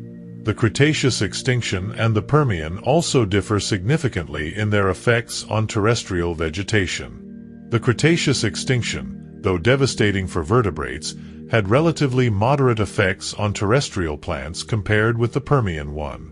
Plants are generally more resistant than animals to catastrophic short-duration disturbances because many can survive in the form of seeds, spores, or dormant roots when surface conditions are adverse. The Cretaceous impact winter, though eliminating photosynthesis during months or years in many regions, was brief enough for most plant communities to recover from surviving seed banks and roots. The Permian-Triassic extinction produced a much more prolonged and deeper vegetation disturbance. The adverse conditions, including acid rain, warming, drought in some regions, and disruptive flooding in others, lasted tens of thousands of years, far longer than seeds or dormant roots can survive. The result was a near-complete elimination of vegetation in many parts of Pangaea that took millions of years to reverse. That difference in impact on vegetation is one of the reasons the Permian-Triassic extinction was more devastating for terrestrial diversity than the Cretaceous one, despite the Cretaceous extinction being more famous for eliminating the dinosaurs. How do paleontologists know all this? How is it possible to reconstruct with such precision what happened 252 million years ago, before any human existed, before any mammal existed, before any dinosaur existed? The answer is in the rocks, in what the rocks record, and in the increasingly sophisticated techniques that science has developed to read that record. The paleontological work of documenting the Permian-Triassic extinction has been ongoing for more than a century, and the picture we have today of what happened is incomparably more detailed than what was understood even 50 years ago.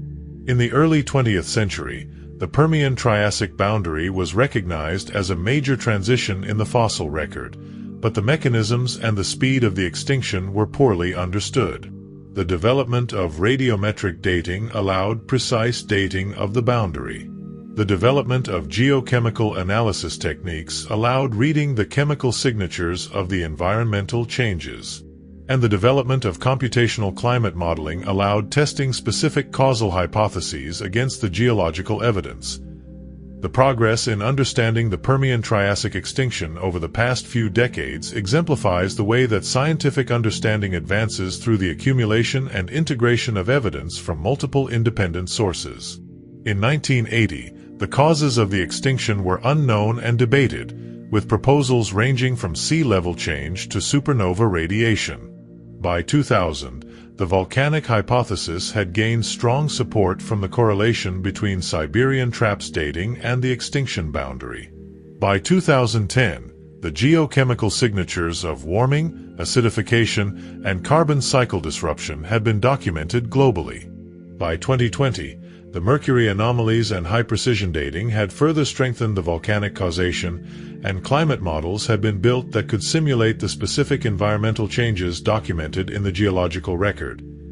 The international collaboration that characterizes modern Permian-Triassic research is itself a reflection of the global nature of the extinction. Because the extinction affected every part of the planet simultaneously, understanding it fully requires data from every part of the planet. Chinese researchers have contributed the best-studied marine sections. Russian researchers have characterized the Siberian Traps volcanism. South African researchers have provided the terrestrial vertebrate record. Italian researchers have studied the Tethyan marine record. Those national research traditions, each working on the most relevant geological record available in their region, have together built the global picture of the extinction that no single country's geological record could have provided alone. That progressive refinement of understanding, driven by new techniques and new data rather than by theoretical argument, is the characteristic mode of scientific advance in geologically focused sciences. Each new technique opens a new window into the past, and each window confirms and enriches the picture already assembled from other windows. The coherence of the resulting picture across multiple independent lines of evidence is what gives paleontologists and geologists confidence in their current understanding of the greatest biological catastrophe in recent Earth history. The paleontologists and geochemists who have contributed to our current understanding of the Permian-Triassic extinction have collectively examined thousands of sites on every continent, measured millions of isotopic ratios, dated hundreds of rock samples, and built dozens of climate models. The picture that has emerged from all that work is not the product of any single insight or discovery, but of the slow accumulation of evidence from multiple independent lines of investigation, each checking the results of the others. That cumulative, self-correcting, internationally collaborative scientific process is what makes the current understanding of the Great Dying as reliable as it is. The first and most fundamental method is the study of fossils. Late Permian rocks contain fossils of the organisms living at that time. Early Triassic rocks contain fossils of the organisms living then. By comparing fossils from different eras, paleontologists can determine which groups disappeared, at what moment and at what speed. In sites where the Permian-Triassic transition is well preserved, it is possible to see layer by layer how fossil diversity changes through the boundary, from the late Permian fauna to the impoverished early Triassic fauna. The geochemistry of the rocks provides complementary, equally valuable information. Carbon isotopes in particular are sensitive indicators of perturbations to the global carbon cycle. At the Permian-Triassic boundary, carbon isotopes of marine carbonates show a negative excursion, a shift toward more negative values, indicating the rapid release of large quantities of isotopically light carbon to the atmosphere and oceans. That light carbon is the type released when organic matter is burned or when volcanic carbon of mantle origin is emitted. The magnitude and rapidity of that isotopic excursion is one of the most direct pieces of evidence for the scale of the carbon cycle perturbation during the extinction. Mercury isotopes are a newer but equally powerful tool. Volcanoes emit mercury to the atmosphere in quantities related to the scale of volcanism, and that mercury is deposited in sediments where it can be detected with modern instruments. At the Permian-Triassic boundary, numerous sites around the world show positive mercury anomalies, an unusually high concentration of that element, consistent with the massive volcanism of the Siberian Traps as source. The fungal spores appearing massively in Permian-Triassic boundary layers from sites on all continents are another direct piece of evidence for the destruction of terrestrial vegetation. Fungi reproduce by spores, and when vegetation dies en masse, the fungi decomposing it reproduce explosively, producing enormous quantities of spores recorded in sediments of the period. That fungal spore signature, found consistently at the Permian-Triassic boundary from sites in China, Russia, South Africa, India, and other countries, is one of the most direct pieces of evidence that the destruction of terrestrial vegetation was widespread and synchronous across the entire planet. The magnetostratigraphy, the analysis of the magnetic properties of rocks to determine inversions of Earth's magnetic field through time, is another tool geologists use to correlate Permian-Triassic boundary sites from different parts of the world. By identifying the same magnetic inversions in sites from different regions, geologists can confirm that those sections are contemporaneous and compare their fossil and geochemical records directly. That comparison, performed in sites from all continents, has been fundamental to demonstrating the global synchronicity of the extinction and to calibrating estimates of its duration with the greatest possible precision. There is a way of viewing the Permian-Triassic extinction that is paradoxical but has a deep evolutionary logic. Without that extinction, the world we know would not exist. The dinosaurs would not have existed. Mammals would not have come to dominate the planet. Humans would not have appeared. The Permian-Triassic extinction was not only an ending. It was a beginning. There is something deeply thought-provoking about the fact that the extinction that came closest to ending complex life on Earth was also the extinction that produced the conditions for the most spectacular subsequent diversification of complex life. The Mesozoic, the age of dinosaurs, was in many ways the most visually dramatic and ecologically diverse era in the history of terrestrial vertebrates. The marine Mesozoic, with its plesiosaurs, ichthyosaurs, and mosasaurs, was also extraordinarily rich. All of that richness was made possible by the near-total collapse of the late Permian world. The idea that the Permian-Triassic extinction was the precondition for the age of dinosaurs invites a broader reflection on the role of historical contingency in shaping the trajectory of life.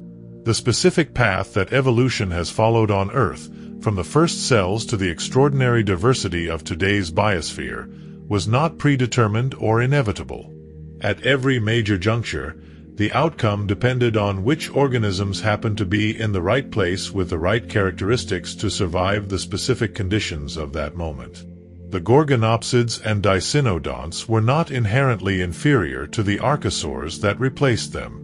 They were simply less fortunate in their coincidence with the specific conditions produced by the Siberian traps. That contingency, the dependence of evolutionary outcomes on historical events rather than on the inherent superiority of particular biological designs, is one of the deepest lessons that the study of mass extinctions has to teach. The study of the Permian-Triassic extinction also has implications for astrobiology, the study of life in the universe. If complex life on Earth came close to total extinction through geological processes alone, that suggests that the long-term persistence of complex life on a planet may require a degree of geological stability that is not guaranteed. Planets with more vigorous internal heat, producing more frequent and more extreme volcanic episodes, might be less hospitable to complex life even if they had other favorable characteristics. The Earth's own geological history, with its rare but catastrophic large volcanic provinces, provides a cautionary example of the vulnerability of complex life to the planet's own internal processes. That pattern of catastrophe enabling subsequent richness is not unique to the Permian-Triassic event. It appears to be a general feature of how evolution works over geological time. The constraints imposed by existing, well-adapted organisms filling available ecological niches tend to inhibit the diversification of new groups. Only when those constraints are removed, by extinction, by the opening of new environments, or by evolutionary innovations that create new ecological opportunities, can the rapid diversification of new forms occur. Mass extinctions are the most dramatic version of that constraint removal, clearing ecological space across entire ecosystems simultaneously and enabling diversification on a scale that would be impossible in an intact biosphere. The dinosaurs were possible because the Permian-Triassic extinction emptied terrestrial ecosystems of the large synapsids that had dominated them. In that emptied world, the archosaurs that had survived had the space to diversify into the niches the synapsids had left. The dinosaurs appeared as part of that archosaur diversification in the Triassic and became the dominant animals when the Triassic-Jurassic extinction eliminated the cruritarsins that had been the dominant archosaurs during the Triassic. The mammals were possible because the Permian-Triassic extinction left alive the advanced cynodonts, the therapsids that were on their way to producing mammals, but eliminated the large synapsid predators that might have competed with the first mammals for medium and large predator niches. The first Triassic mammals, small and nocturnal, lived in a world where the large ecological niches were occupied by dinosaurs and cruritarsans, and for 180 million years remained small and discrete. Only when the Cretaceous extinction eliminated the dinosaurs could the mammals expand into the large niches. This perspective of extinctions as evolutionary engines is one of the most important and least intuitive concepts of modern paleontology.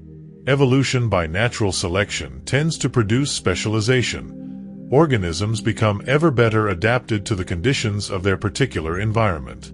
But that specialization has a cost.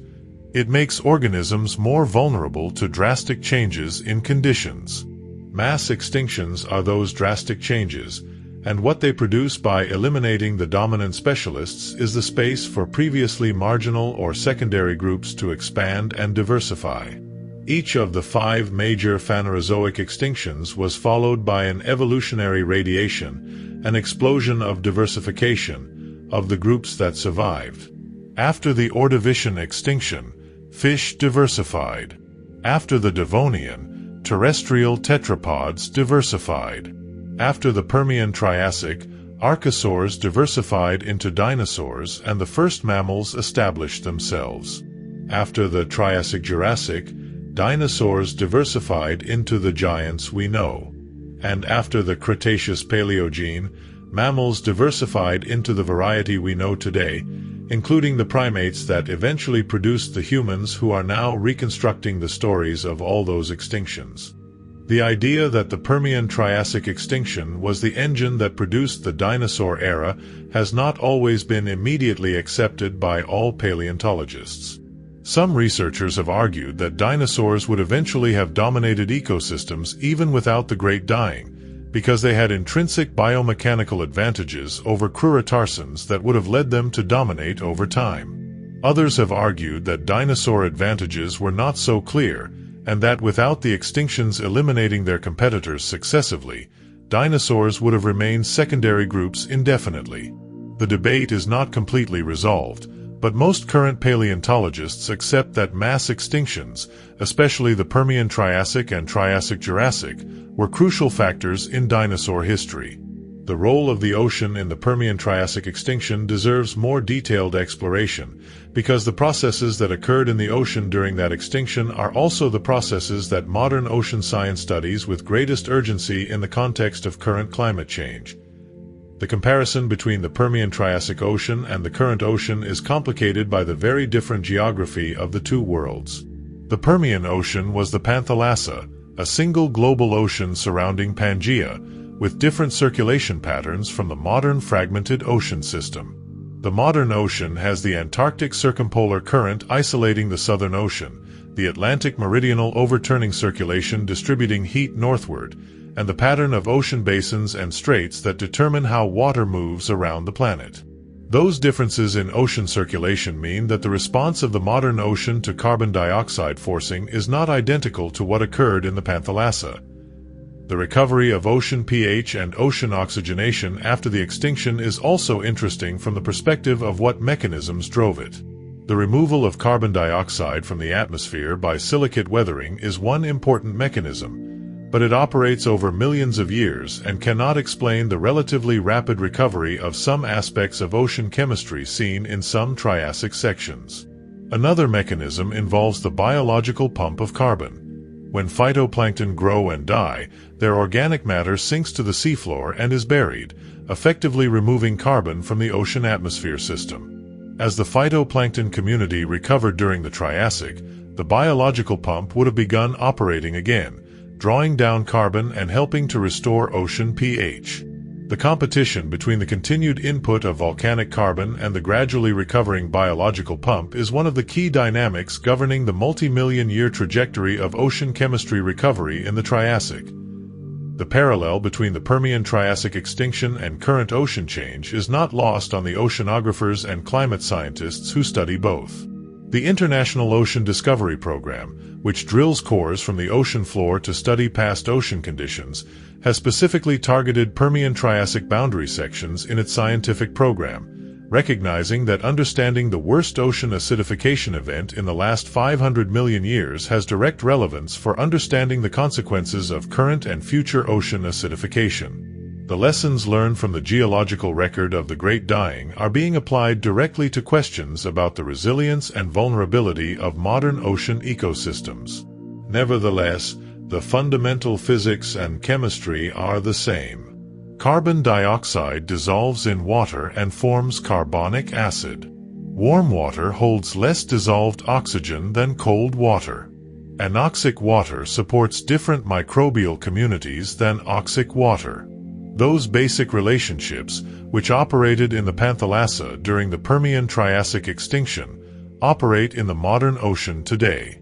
What differs is the baseline state, the geography, and the magnitude of the perturbation. Those differences are crucial for determining exactly how the modern ocean will respond to current and future changes, but they do not change the fundamental lesson that large and rapid perturbations of ocean carbon chemistry can have severe consequences for marine biodiversity. Ocean acidification is the process by which carbon dioxide dissolved in seawater forms carbonic acid, reducing water pH. In the pre-industrial ocean, the average pH of surface water was approximately 8.2. Since the Industrial Revolution, the increase in atmospheric carbon dioxide has reduced that pH by approximately 1/10 of a unit. A tenth of a pH unit may not sound like much, but the pH scale is logarithmic, meaning that reduction represents an approximately 30% increase in the concentration of hydrogen ions, that is, 30% more acidity. During the Permian Triassic extinction, ocean acidification was incomparably more severe than what we are currently producing. Estimates suggest ocean pH could have fallen by several tenths of a unit, or possibly more, over the course of tens of thousands of years. That would have represented an acidity level making calcification impossible for most organisms practicing it. Ocean anoxia, the absence of free oxygen in the water, was another crucial factor. Warm waters dissolve less oxygen. Waters with a lot of decomposing organic matter consume available oxygen more rapidly through bacterial decomposition. In the early Triassic, large stretches of the deep ocean and in some cases also the surface ocean had oxygen levels so low that most marine animals could not survive in them. A consequence of marine anoxia rarely mentioned is the production of hydrogen sulfide by anaerobic bacteria thriving in oxygen-free conditions. Hydrogen sulfide is highly toxic to almost all aerobic organisms, including animals and plants. In the early Triassic, anoxic water masses rich in sulfide could have periodically risen toward the surface waters, in events some researchers call euxinic transgressions, producing mass killings of marine organisms living in surface waters. Modern coral reefs are currently suffering significant damage due to the combination of ocean warming and acidification, two of the same processes that devastated late Permian reefs. Coral bleaching, which occurs when corals expel the symbiotic algae giving them color and nutrients under thermal stress, has affected the Great Barrier Reef and reefs around the world with increasing frequency and intensity in recent decades. Those current processes are incomparably less severe than those occurring during the Permian Triassic extinction. Modern reefs are not at risk of total extinction in the coming decades. But the direction of change is the same as that which produced the total collapse of Permian reefs, and the geological record provides explicit warnings about what can happen when those processes intensify beyond certain thresholds. One of the most important contributions of modern science to understanding the Permian Triassic extinction has been the development of geochemical techniques allowing the chemical signature of processes that occurred 252 million years ago to be read in rocks with previously unthinkable precision. One of the most remarkable aspects of the geochemical record of the Permian Triassic extinction is how consistently it appears across sites separated by thousands of kilometers and deposited in very different environments. The carbon isotope excursion appears in deep marine carbonates, in shallow shelf limestones, in continental lake sediments, and in soil carbonates. That consistency across different depositional environments confirms that the carbon cycle perturbation affected the entire atmosphere-ocean system rather than being a local or regional phenomenon.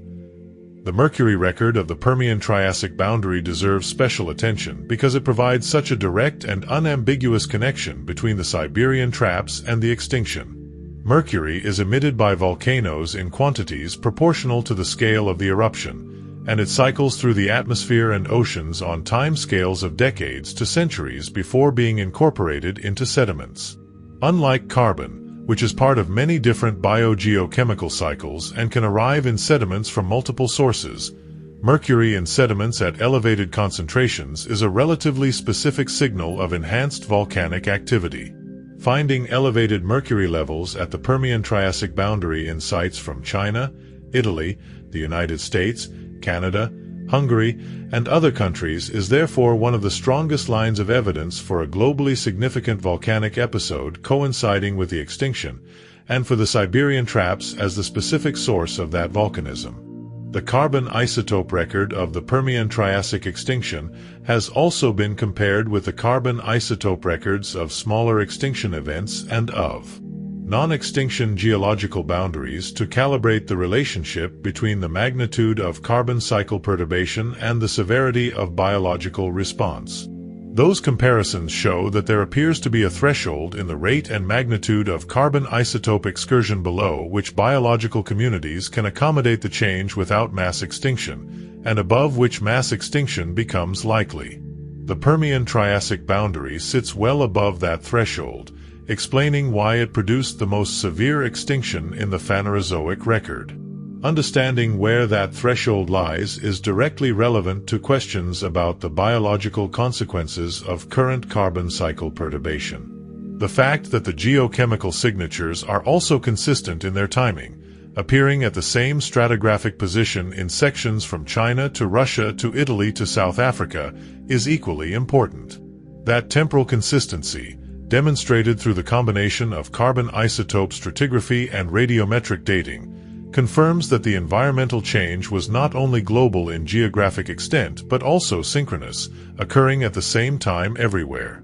A global, synchronous environmental change of the magnitude recorded is exactly what would be predicted from the model of a volcanic forcing via the atmosphere, and is inconsistent with models involving slower, more geographically variable processes. Carbon isotope analysis is the most widely used tool.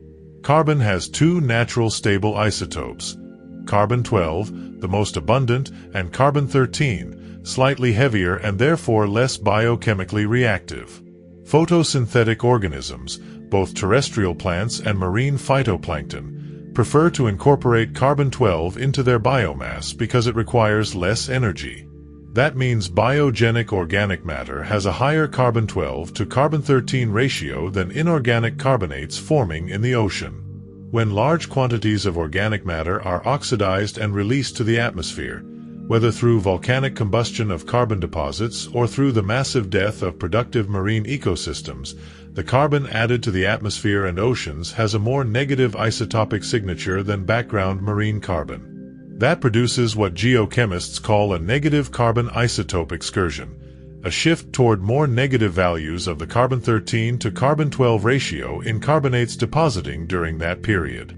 That carbon isotope excursion at the Permian-Triassic boundary is one of the most clearly recorded geochemical signals in the entire Phanerozoic. It has been documented in sites on all continents, in marine and continental rocks, with magnitudes and characteristics consistent among sites separated by thousands of kilometers. The universality of that signal confirms that the carbon cycle disruption during the extinction was truly global, not a regional or local phenomenon. The high-precision radiometric dating of Siberian traps volcanic rocks and of rocks marking the Permian-Triassic boundary in fossiliferous sites is what allows establishing the temporal correlation between volcanism and extinction. Using the uranium lead system to date volcanic minerals with a precision of tenths of a million years, geologists have been able to demonstrate that the most intense Siberian volcanism pulses coincide with the extinction peak in the fossil record with a precision that excludes coincidence as an explanation. The signature of the Permian-Triassic boundary has been analyzed not only for carbon and mercury, but also for sulfur, nitrogen, strontium, and other elements, providing information about different aspects of environmental change during the extinction. Each isotope tells a different part of the story. Sulfur isotopes in marine sulfates record changes in the oceanic sulfur cycle, including the proliferation of sulfide-producing bacteria in anoxic conditions. Together, these multiple isotopic records provide a multidimensional picture of the environmental collapse that was the Permian-Triassic extinction. Before the Permian-Triassic extinction, the global carbon cycle was in a state of relative equilibrium that had persisted for millions of years. Carbon was released to the atmosphere by volcanism and organic decomposition, and was absorbed back by photosynthesis, silicate weathering, and carbonate precipitation in the ocean. That equilibrium was not static but dynamic, with fluctuations, but stable in the sense that the system's feedback mechanisms tended to return conditions to equilibrium. The role of methane in the Permian-Triassic extinction is another area of active research.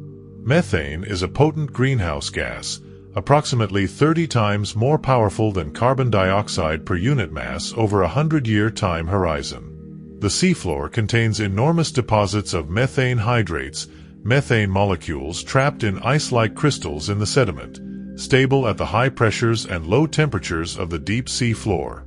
If deep sea temperatures rise sufficiently, those hydrates can destabilize and release their methane to the water column and potentially to the atmosphere. The concept of the silicate weathering thermostat, the negative feedback that eventually returns the climate to equilibrium after a carbon perturbation, is one of the most important concepts in understanding both the Permian-Triassic extinction recovery and the long-term habitability of the Earth. Without that thermostat, a large volcanic episode like the Siberian Traps could have pushed the planet to a permanently different and potentially uninhabitable state. The thermostat ensures that eventually, given enough time, the climate returns toward conditions compatible with complex life. But it also means that the recovery is slow, operating on scales of millions of years, and that complex life must survive the transition period between the initial perturbation and the eventual restoration of equilibrium. The organisms that survived the Permian-Triassic extinction were the ones that survived that transition period, and the world they built in the Triassic and Mesozoic was the product of evolution working on the genetic material that survived those millions of years of transition. The recovery from the Permian-Triassic extinction also illustrates a key principle about ecosystem function that is relevant today: the distinction between the recovery of species richness and the recovery of ecological function. It is possible to have many species in an ecosystem that does not function efficiently, if those species are not performing the full range of ecological roles that a healthy ecosystem requires. Conversely, a low-diversity ecosystem can function well if the few species present are performing all the essential ecological roles. During the Triassic recovery, ecological function recovered gradually as different functional roles were refilled, not simply as species numbers increased. That distinction between diversity and function has important implications for modern conservation, where functional diversity may be as important or more important than simple species count in determining ecosystem resilience. Some researchers have proposed that the warming of the Triassic Ocean during the Siberian Traps event destabilized methane hydrates, releasing additional methane to the atmosphere and producing a feedback that amplified the warming beyond what the volcanic carbon dioxide alone would have produced. The carbon isotope excursion at the Permian-Triassic boundary is more negative than would be expected from volcanic carbon dioxide alone, and methane hydrate destabilization has been proposed as one explanation for that excess negativity. If confirmed, this feedback would represent another way in which the initial volcanic perturbation was amplified by the Earth system's own responses, making the total effect much larger than the direct effect of the volcanism alone. The Siberian Traps perturbed that equilibrium at a scale that the normal feedback mechanisms could not compensate fast enough. The amount of carbon dioxide injected into the atmosphere during the volcanism peak exceeded the system's absorption capacity on those time scales. The result was an accumulation of carbon dioxide in the atmosphere, producing the warming, ocean acidification, and other effects we have described. The eventual recovery of climatic and oceanic conditions after the extinction was the result of the system's feedback mechanisms working at their natural pace.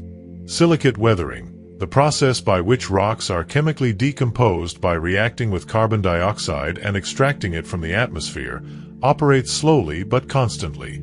In a warmer world with more rain and more erosion, weathering accelerates, extracting more carbon dioxide from the atmosphere and thus beginning to reverse the warming.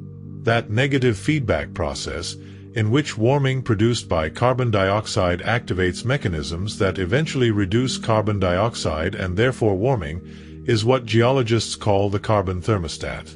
It is a mechanism operating on scales of hundreds of thousands to millions of years, too slow to prevent the damage of a rapid perturbation like the Siberian Traps volcanism, but powerful enough to eventually restore more moderate conditions. The specific form of the carbon isotope excursion at the Permian-Triassic boundary, with its multiple negative peaks rather than a single smooth decline, is consistent with the idea that Siberian volcanism was episodic, with pulses of greater intensity separated by intervals of lesser activity.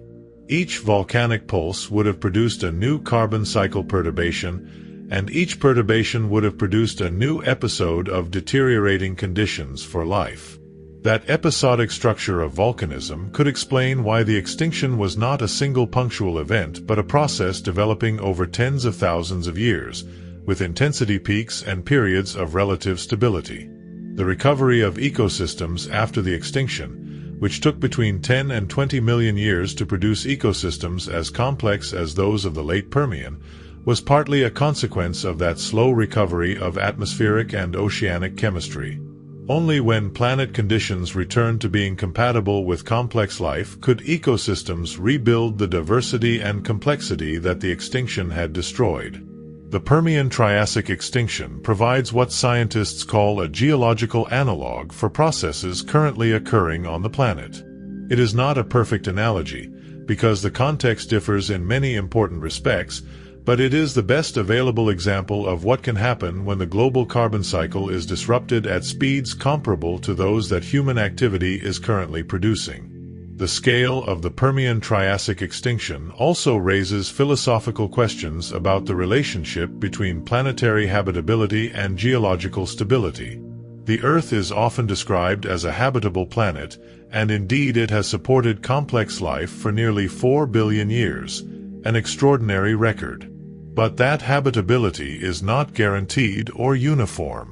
The Earth's geological processes, the same tectonic and volcanic processes that built the continents and regulated the carbon cycle over billions of years, are also capable of producing conditions in which most complex life cannot survive.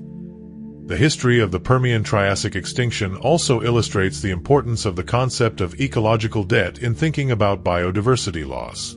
Ecological debt refers to the accumulated simplification of ecosystems when species and ecological functions are lost, and the time and conditions required to rebuild that complexity. After the Permian-Triassic extinction, the ecological debt was enormous. Almost the entire complex structure of marine and terrestrial ecosystems had to be rebuilt from scratch. That rebuilding required not just the evolution of new species to fill vacant ecological roles, but the establishment of new ecological relationships, new mutualistic partnerships, new food web structures. All of those things take time, and the 10 million years of impoverished early Triassic ecosystems represent the payment of that ecological debt, the period during which the biological world was rebuilding from the debt imposed by the extinction. The geological record of the Permian-Triassic extinction is also a record of the Earth system's capacity for self-regulation over long time scales. Despite the severity of the perturbation, the planet returned to conditions compatible with complex life within tens of millions of years. That recovery was not instant or guaranteed, but it did occur. The mechanisms of recovery, the silicate weathering thermostat, the restoration of the biological carbon pump, the gradual reoxygenation of the ocean, all operated according to the physics and chemistry of the Earth system and produced a predictable trajectory back toward habitable conditions. That self-regulating capacity of the Earth system is one of the reasons life has persisted on this planet for nearly 4 billion years through geological changes that in a less self-regulating system might have been permanent. That dual nature of Earth's geology, both the enabler and the occasional destroyer of complex life, is something that the Permian Triassic extinction illustrates with particular clarity. The same convecting mantle that drives plate tectonics, regulates the long-term carbon cycle, and maintains the conditions for habitability over geological time, also occasionally produces volcanic episodes of the scale of the Siberian traps. The same carbon cycle that buffers climate changes over millions of years can, when overwhelmed, become the mechanism of catastrophic change. Understanding that dual nature of Earth's geology is relevant not only for understanding the past, but for thinking about the long-term future of the planet and of life.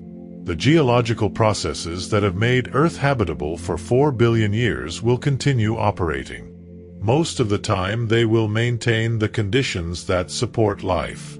Occasionally, on time scales of hundreds of millions of years, they will produce perturbations as severe as the Siberian traps. That is the geological reality in which life has evolved, and from which it has repeatedly recovered. Atmospheric carbon dioxide has increased from the 280 parts per million of the pre-industrial era to more than 420 parts per million today, a 50% increase in barely 200 years.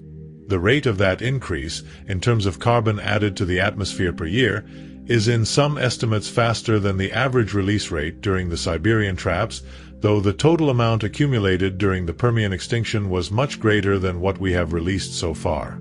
That comparison is not a prediction that we will suffer a Permian-style extinction. It is simply a way of putting the current rate of change in perspective.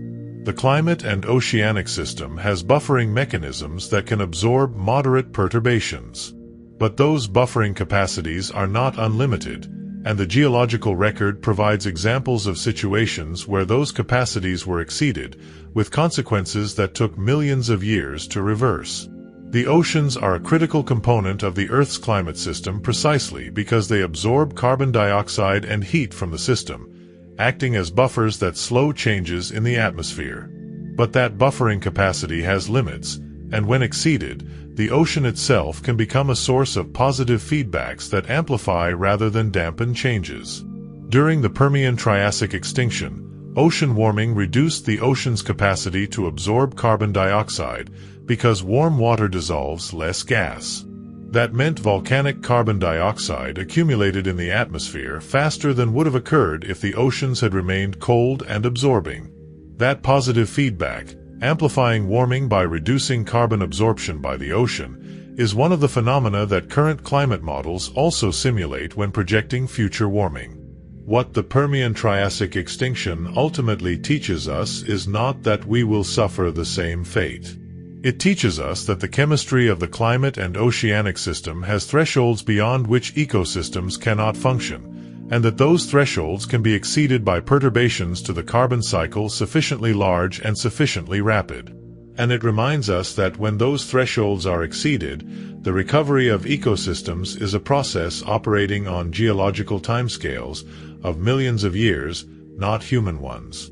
There is something extraordinary in the fact that life survived the Permian Triassic extinction. That despite 96% of marine species and 70% of terrestrial vertebrates disappearing, that 4% and that 30% that survived were sufficient to rebuild ecosystems of comparable and eventually superior complexity to those existing before. The resilience of life also has a statistical dimension that is worth considering. In a world of millions of species, even a 96% extinction rate leaves tens of thousands of species alive. Those tens of thousands of survivors, spread across different environments and different parts of the globe, represent an enormous reservoir of genetic diversity and ecological potential.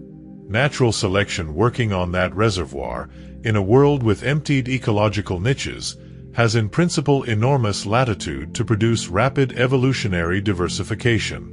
The question is not whether diversification will occur, but how long it takes for the ecological vacuum left by the extinction to be filled by evolved organisms adapted to the new conditions.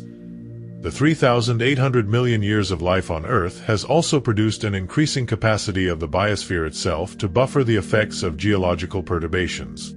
The evolution of photosynthesis created an oxygen-producing process that helps regulate atmospheric composition. The evolution of complex multicellular organisms created diverse ecological communities that cycle nutrients and energy more efficiently than simple microbial communities. The evolution of calcifying organisms created a biological mechanism for sequestering carbon in ocean sediments. Each of those evolutionary innovations added a new buffering capacity to the Earth system, making the biosphere both more complex and more resilient to perturbations. The Permian Triassic extinction temporarily destroyed much of that buffering capacity by eliminating the complex ecosystems that provided it. The recovery period, during which simple microbial communities dominated and complex calcifying and photosynthesizing organisms were scarce, was a period during which the biosphere's buffering capacity was reduced. The gradual restoration of that buffering capacity as complex ecosystems recovered over the Triassic is one of the reasons the recovery of stable climatic and oceanic conditions was tied to the biological recovery and not simply to the cessation of volcanism. That filling of ecological vacuums through evolutionary diversification is what paleontologists observe in the fossil record of the Triassic recovery. The diversification is not instant, but it is relatively rapid on geological time scales. Within 10 to 20 million years of the Permian Triassic extinction, ecosystems had recovered a complexity comparable to before. Within 50 million years, the Triassic diversification had produced some of the most spectacular ecosystems in Earth's history. The starting material was impoverished, but the evolutionary process working on that material was powerful enough to rebuild everything that had been lost and more. That resilience of life is not something to be taken for granted. It is the result of 3,800 million years of evolution that have produced organisms with an extraordinary diversity of metabolisms, physiologies, life cycles, and survival strategies. Life has survived not because any individual organism is indestructible, but because the diversity of the whole ensures that for almost any condition the planet can produce, there is some organism somewhere that can tolerate those conditions. The microbes deserve special mention in any story of life's resilience before mass extinctions. Bacteria, archaea, and other microorganisms are the most resistant organisms in existence, capable of surviving in conditions that would kill any complex animal or plant. During the Permian Triassic extinction, while complex organisms died en masse, microbial communities continued functioning, though reorganized in composition to adapt to changing conditions. The anaerobic bacteria thriving in oxygen-free conditions expanded. The cyanobacteria forming stromatolites reappeared in shallow seas. The fungi decomposing organic matter multiplied explosively on dead plant biomass. Those surviving microbial communities not only survived the extinction, they were also the foundation on which complex ecosystems were rebuilt. The resilience of life also manifests in the speed of diversification once conditions improve. Groups surviving mass extinctions tend to diversify rapidly in the following millions of years, filling the ecological niches the extinct groups had left vacant. That tendency, which paleontologists call adaptive evolutionary radiation, has occurred repeatedly throughout the history of life and is the reason every major extinction has eventually been followed by a biodiversity comparable to or greater than that existing before. Life on Earth has been in existence for 3,800 million years. It has survived the late heavy bombardment of asteroids that characterized the first millions of years of the solar system. It has survived the global glaciations of the Neo-Proterozoic, when the planet was covered in ice from poles to equator. It has survived 5 major extinctions and dozens of minor ones. And after every blow, it has returned, diversified, and built ecosystems of new complexity. The organisms that survived the Permian Triassic extinction were not the largest, nor the strongest, nor the most intelligent. They were those that by accident of their physiology, geographic distribution, ecological needs, or life strategies turned out to be more tolerant of the specific conditions the extinction produced. That relationship between specialization and extinction vulnerability is one of the most robust patterns in modern paleontology. Generalists tend to survive extinctions better than specialists. Organisms with broad and flexible ecological requirements tend to survive better than those depending on very specific conditions. Those are lessons that the fossil record teaches with a clarity that abstract reasoning cannot match. Tonight we have explored the greatest catastrophe that complex life has suffered in the last 500 million years. We have seen how a continental-scale volcanic system disrupted the global carbon cycle, warmed the oceans, acidified the seas, destroyed terrestrial vegetation, and produced conditions that eliminated 96% of marine species and 70% of terrestrial vertebrates. We have seen the world that was lost, the Gorgonopsids and the late Permian reefs, and the world that survived, the Lystrosaurus on a nearly bare planet. The story of the Great Dying is, at its deepest level, a story about the relationship between geological time and biological time, between the pace at which the planet changes and the pace at which life responds. Most of the time, those two paces are compatible. Geological change is slow enough that life can adapt. The Permian Triassic extinction was one of the rare and catastrophic exceptions, when geological change outpaced life's ability to respond. The fact that life recovered, that the world rebuilt, that the Triassic and the Mesozoic and the Cenozoic and the current world all emerged from that near catastrophe is not evidence that life is indestructible. It is evidence that life is extraordinarily resilient up to certain limits, and that even when those limits are nearly exceeded, the 4% that survives can be enough. 4% was enough. Something survived. And from that something, everything that now exists was built. The sleep that is coming tonight comes over a world built on survival. On the survival of organisms that should not have made it but did. On the resilience of a biosphere that came closer than we like to think to complete collapse and pulled back from the edge and rebuilt and kept going. That is what the rocks say. That is what the fossils say. And that is what is still happening, right now, in every living thing on this planet. And we have seen something more. We have seen that from that catastrophe emerged the Mesozoic world, with its dinosaurs and its seas full of marine reptiles. We have seen that from Permian Triassic survivors emerged the archosaurs that gave rise to the dinosaurs, and the cynodonts that gave rise to the mammals, and from the mammals eventually the primates, and from the primates the humans who tonight are listening to the story of the extinction that made their existence possible. There is a certain irony in that. The most devastating extinction of the last 500 million years was also the most creative. It eliminated the world that evolution had built over 300 million years, but with the material that survived it built a world even more diverse and complex.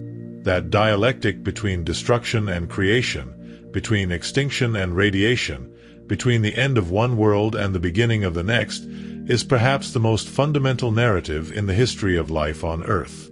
It is not a comfortable narrative, because it implies enormous, irreversible losses of biological diversity accumulated over millions of years. But it is the honest narrative, the one the fossil record tells without editorializing, simply showing what was there, what disappeared, and what came after. The world is fragile. Life in it can be swept away by processes the planet itself generates, without needing any external agent. And at the same time, life is extraordinarily persistent. It has survived everything the planet has thrown at it for 3,800 million years. Not without enormous losses, not without profound reorganizations of who lives and who does not. But it has survived. Those two truths, the fragility and the persistence, are the two faces of the same story. And that story continues right now, in the organisms living at this moment in every ecosystem on the planet, building the biodiversity that will be the raw material for the next chapter, whatever that turns out to be.